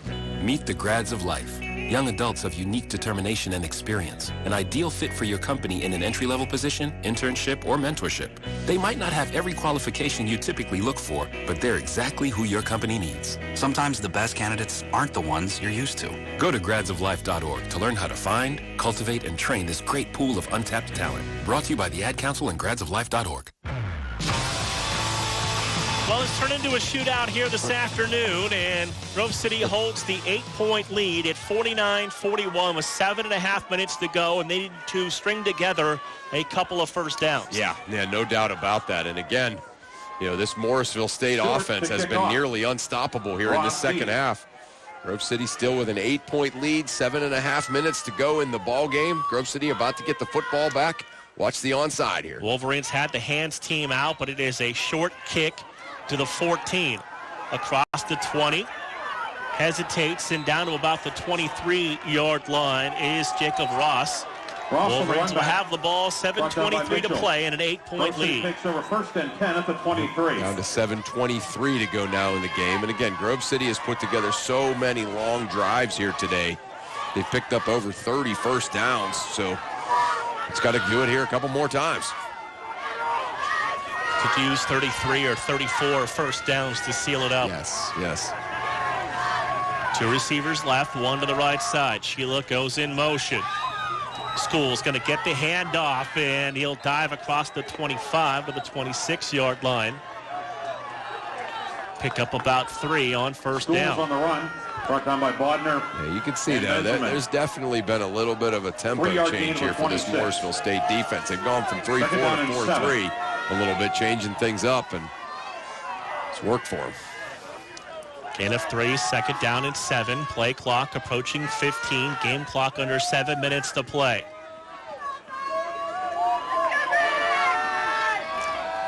East going to give it to Schools again. Up the middle, 30, and down to the 32-yard line. He's going to be about a yard shy of the first down. Yeah. Schools on the run. So that was big right there. You're looking at second and 7, you only gain a yard or 2. 7 to the 33. They gave it to him. That's big. That's huge. So fresh set of downs. Clock still rolling at 6:30.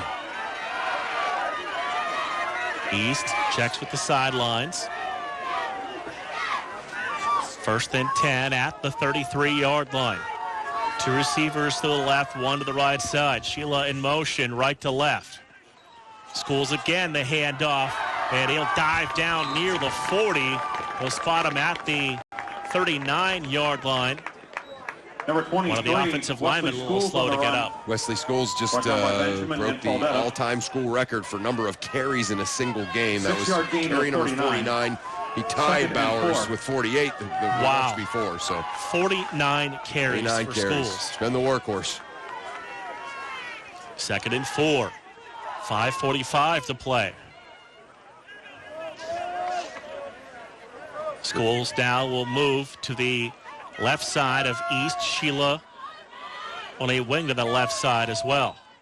They'll run it back towards the right. Schools his 50th carry, and he's going to be about a yard shy of the first down.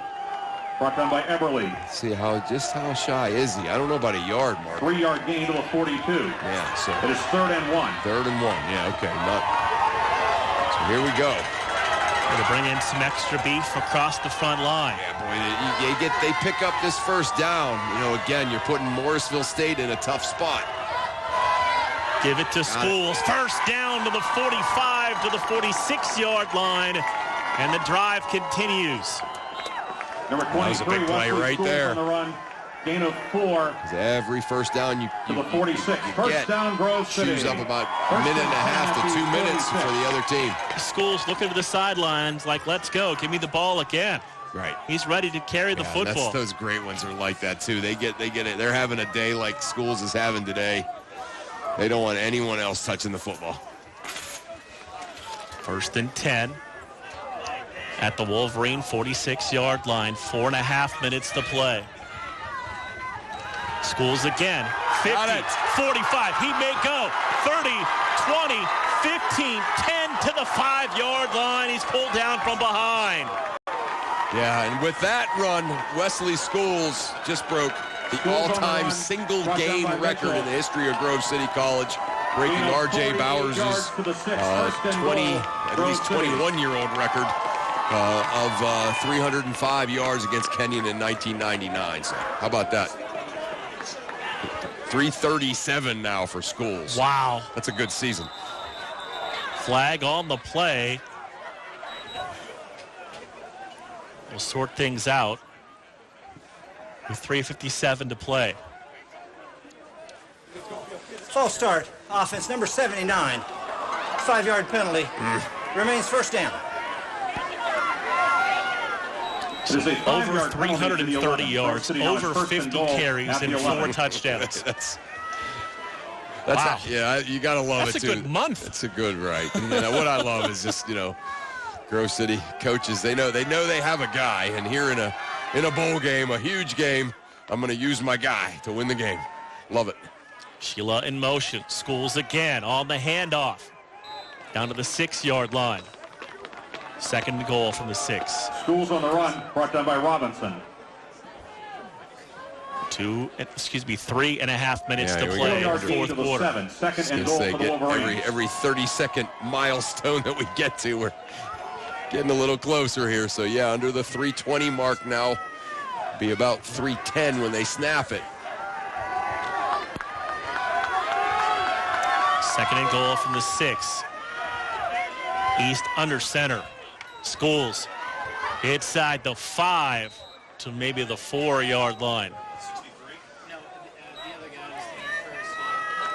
So it's going to be third and goal right near the 5-yard line. Third and goal. Schools on the run, brought down by Certainly Bodner and Robinson. 2-yard gain to the 5. Well within Nick Morrow's range here to make it a 2-score game if they don't score here on third down. So Morrow 6 of 8 with a long of 46. Third and goal from the 5. Play clock under 10. Game clock approaching 2.5 minutes to play. Schools on the carry, steps inside, looking for the goal line, for the touchdown! Touchdown number 5 for Wesley Schools. The Wolverines have put up 55 on the board. Yeah, there it is. You can sort of see the crowd, the cheerleaders, the band, everybody's sort of like looking at each other like this is going to happen, and Schools just putting together one of the great days. Maybe you could maybe it's a little hyperbole, but you could say one of the great days in the history of college football. Here in Grove City now finally with a little separation with 2:26 to go. Morrow line to the right. Snap, rush, extra point is good. 2:26 to play, fourth quarter. Grove City 56, Morrisville State 41. And, of course, the Mustangs still with 3 timeouts. Right. Yeah. Morrisville State, certainly their 2:26 isn't a lot of time, but how great their offense has played. Schools has set a Grove City single-game rushing record with 348 rushing yards. That breaks the record set by R.J. Bowers 19 years ago of 305 yards. He didn't just break it, he shattered it. 348 yards. 5 touchdowns and over 50 carries. 52 carries. Amazing. He could take tomorrow off, I think. Yeah, I think yeah. It's an amazing day. Like I said, maybe one of the great days in the history of college football in terms of single person statistics.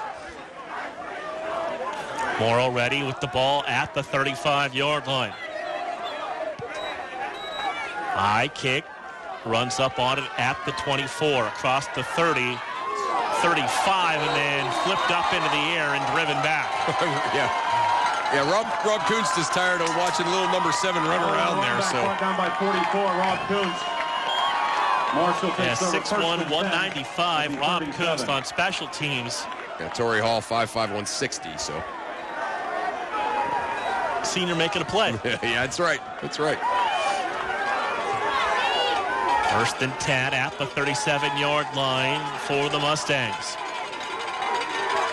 Winner out of the pistol has trips to the left, looking to throw. Going to roll right, eyes downfield. They'll run by Connor Lowe and then go out of bounds into the Mustang bench after a first down run. Winner on the run, pushed out. Winner's had a great day running. It's pretty amazing, actually. 11-yard 100-yard rushing mark for him now, too. He came into the game number 2 on the team in rushing, number 2 on the team in rushing touchdowns. Yeah, but he's almost matched his season total so far today, rushing the football. Winner, 5-step drop, stands in, fires middle, pass deflected and almost intercepted. Jackson and Conto there on Hall. to knock that ball loose. Yeah, Daniel Jackson putting an absolute lick on Torrey Hall. Second and 10 at the 48. You could see it coming, too. Hall never saw him coming. Hall knew he was being guarded or defended, covered by Patrick Mark. He never, ever saw Daniel Jackson coming. Second and 10 at the Morrisville State 48-yard line.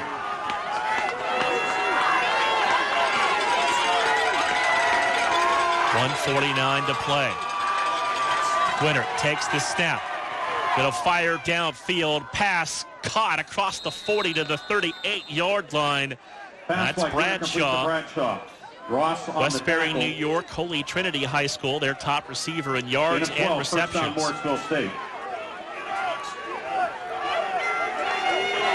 Winner again to throw, right back to the line.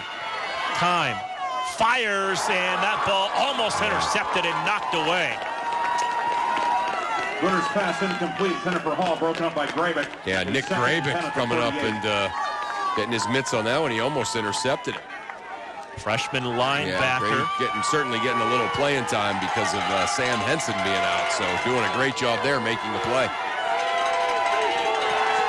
Second and 10, 1:28 to play. Twins right and left. Winner to throw. Again, middle, too tall, almost intercepted by Grabick and incomplete at the 26-yard line. Pass incomplete. Intended for Bradshaw. Thought he had it. I thought he had it on the crazy tips there, but does fall to the turf before he got his hand under it. So 1:22 to play. Grabick doing a great job. They're stepping in admirably here for Sam Henson. 56-41.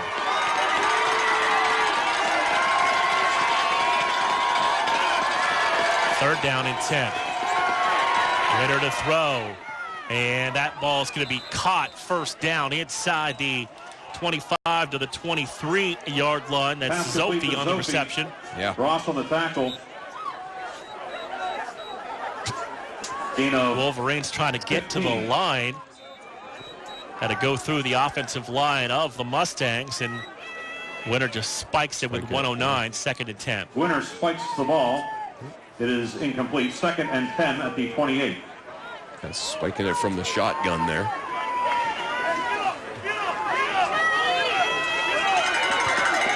.109 to play. 56-41 Wolverines. Sheila, Caffrey, everyone on the bench trying to get this crowd on their feet. That's good stuff. Second down and 10. Winner takes the snap. Stands in the pocket. Long look downfield. He's going to run. Fires. Ball complete inside the 10 to the 8-yard line to Bradshaw. First and goal for the Mustangs. Yeah, they got the first down, but I tell you, that was a big tackle because if Bradshaw gets into the end zone there, then you're still looking at lots of time for Morrisville State. This is going to chew up about 40 seconds. Winner to throw into the end zone, and that is going to be caught for a touchdown. That's Jermaine Cooper on the touchdown grab with 49 seconds to play. Yeah, Cooper again. It is an 8-yard completion. Doing what he does, 8-yard touchdown. So Morrisville State back to that down 9. So here we go. If again, Morrisville State's had trouble with the extra points. Game effectively over if he does not make this. Stewart has missed 5 extra points this year. Snap, rush, kick, and the extra point. That time is good. 49 seconds to play. Grove City 56, Morrisville State 48. Chris, on Monday afternoon when they had the selection show, Wolverines were the last game announced. And they talked about how the potential to light up the scoreboard in this game. And well, they were true with that prediction. Yeah, that's right. This has been unbelievable. Yeah, 104 points on the board here by the two teams combined, and near perfection by Grove City offensively in the first half, and near perfection by Morrisville State here in the second half, and one of the great single-season performances ever by Wesley Schools offensively. Some great performances. Most notably from Jermaine Cooper on the Morrisville State side. To kick off. Wolverines will bring out the hands team. Kuntz, Gustafson, Drake, Conto out there.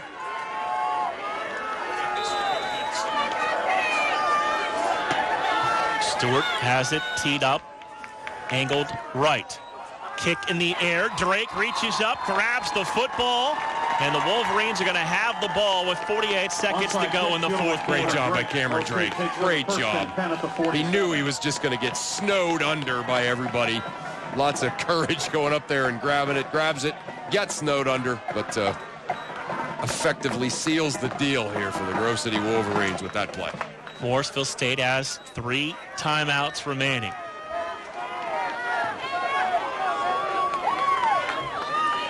So you got to keep running the football here with those 3 timeouts.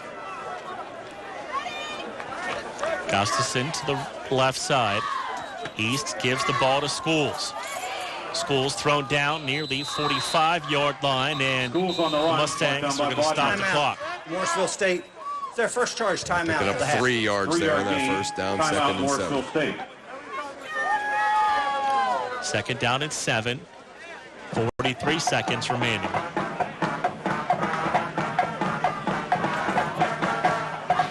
It's been an amazing 2018 for the Wolverines, and by far just an unbelievably fun year to be a part of observing. It sure has. And, you think about all the different things that, all the corners that have been turned, certainly starting last year and then this year, and a corner about to be turned here that has never been turned by this Grove City College football program, and that is a postseason win, a bowl win. A lot of fun being a part of it with you, Mark. Second and 7. Still 2 timeouts remaining for the Mustangs. Gonna go strong to the right side. Give it to Schools, running up the middle. Schools just shy of the 40-yard line. And now the Mustangs will take timeout. Morrisville State, their second charge to the half. It has been a unique year for us. 9 games together this year. You count the one road game. That's right. Yeah, how about that? Yeah, so, right, 6 home games, which is unusual. So that, and then I went to the 1 home game. That was 7. And then this one, of course, the extra game makes 8. So, yeah, pretty, usually you do 5 games, and then certainly to get 8 and do a game on the road. And in Grove City College sports, the Grove City seems like a long time ago, that Juniata game and the Bethany game, but it also seems like just a couple of days ago, doesn't it? In kind of a weird way. School year certainly flying by. It makes you excited for what the future can hold for this program and Coach DiDonato. No question. I mean, it's just a situation where, you just get the feeling like, perhaps kind of some of the magical things that happen this year, they're not going to happen every year, but certainly this program is only going to continue to get better, get more solid, continue to get great players, and continue to be really well coached. 3rd and 3, 39 seconds to play. He's going to give the ball to Schools, has the first down, and the clock will continue to run after they reset the chains. There it is. He wasn't even to the first down marker yet. Coach DiDonato with the fist in the air. That seals the deal. First down, Grove City. Grove City College now is going to get to go into the best formation of all, the victory formation. When they needed it, the big offensive line up front to help lead the way. And Schools is probably saying, wait a minute, does that mean I don't get to carry the ball anymore? Down to 12 seconds to play.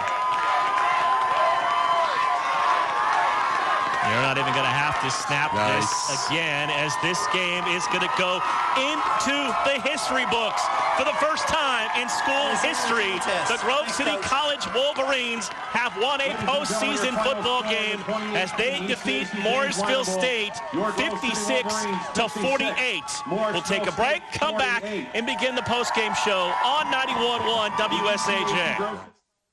Adopt US Kids presents Multiple Choice Parenting. Your daughter just had her first breakup. Do you A, put yourself in her shoes? How could he do this to you? And for Sheila, she has split ends.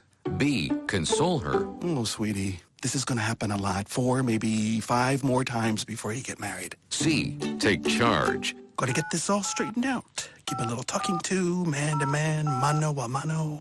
Hey, Steve. It's now a good time? No? Okay, no problem. Bye. Or D, help her find a new boyfriend. I know a great place to meet boys. The internet. Nice, single boys.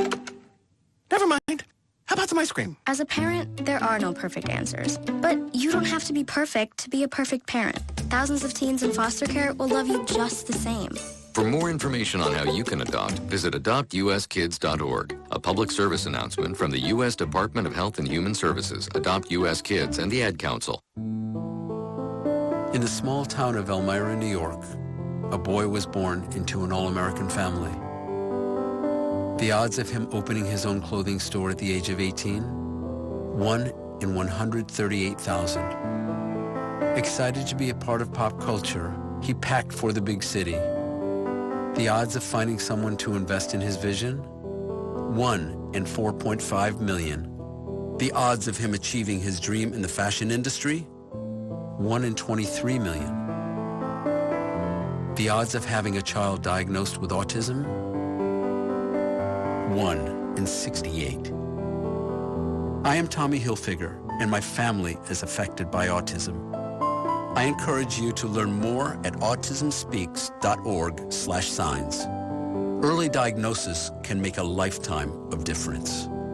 Brought to you by Autism Speaks and the Ad Council. This is you over 30 years ago. Are we there yet? Are we there yet? And this is your mom when you drive her back from therapy. Are we there yet? Are we there yet? Are we there yet? Roles change without us noticing, and in your new role, we help you help. AARP gives you the information to help care for your mom so that you can have patience with her, just like she did with you.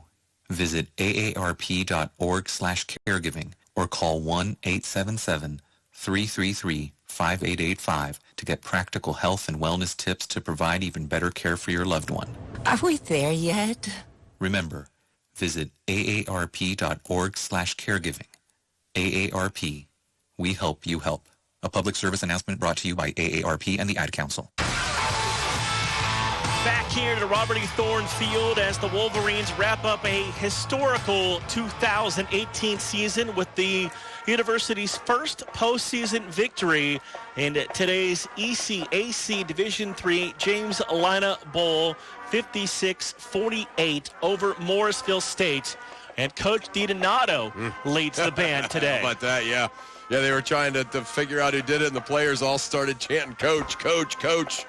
And so he didn't even hesitate. He just ran right up to the podium, and so he knows what he's doing up there too. There's sometimes we see some awkwardness and clumsiness, but no, he looks like a experienced band director.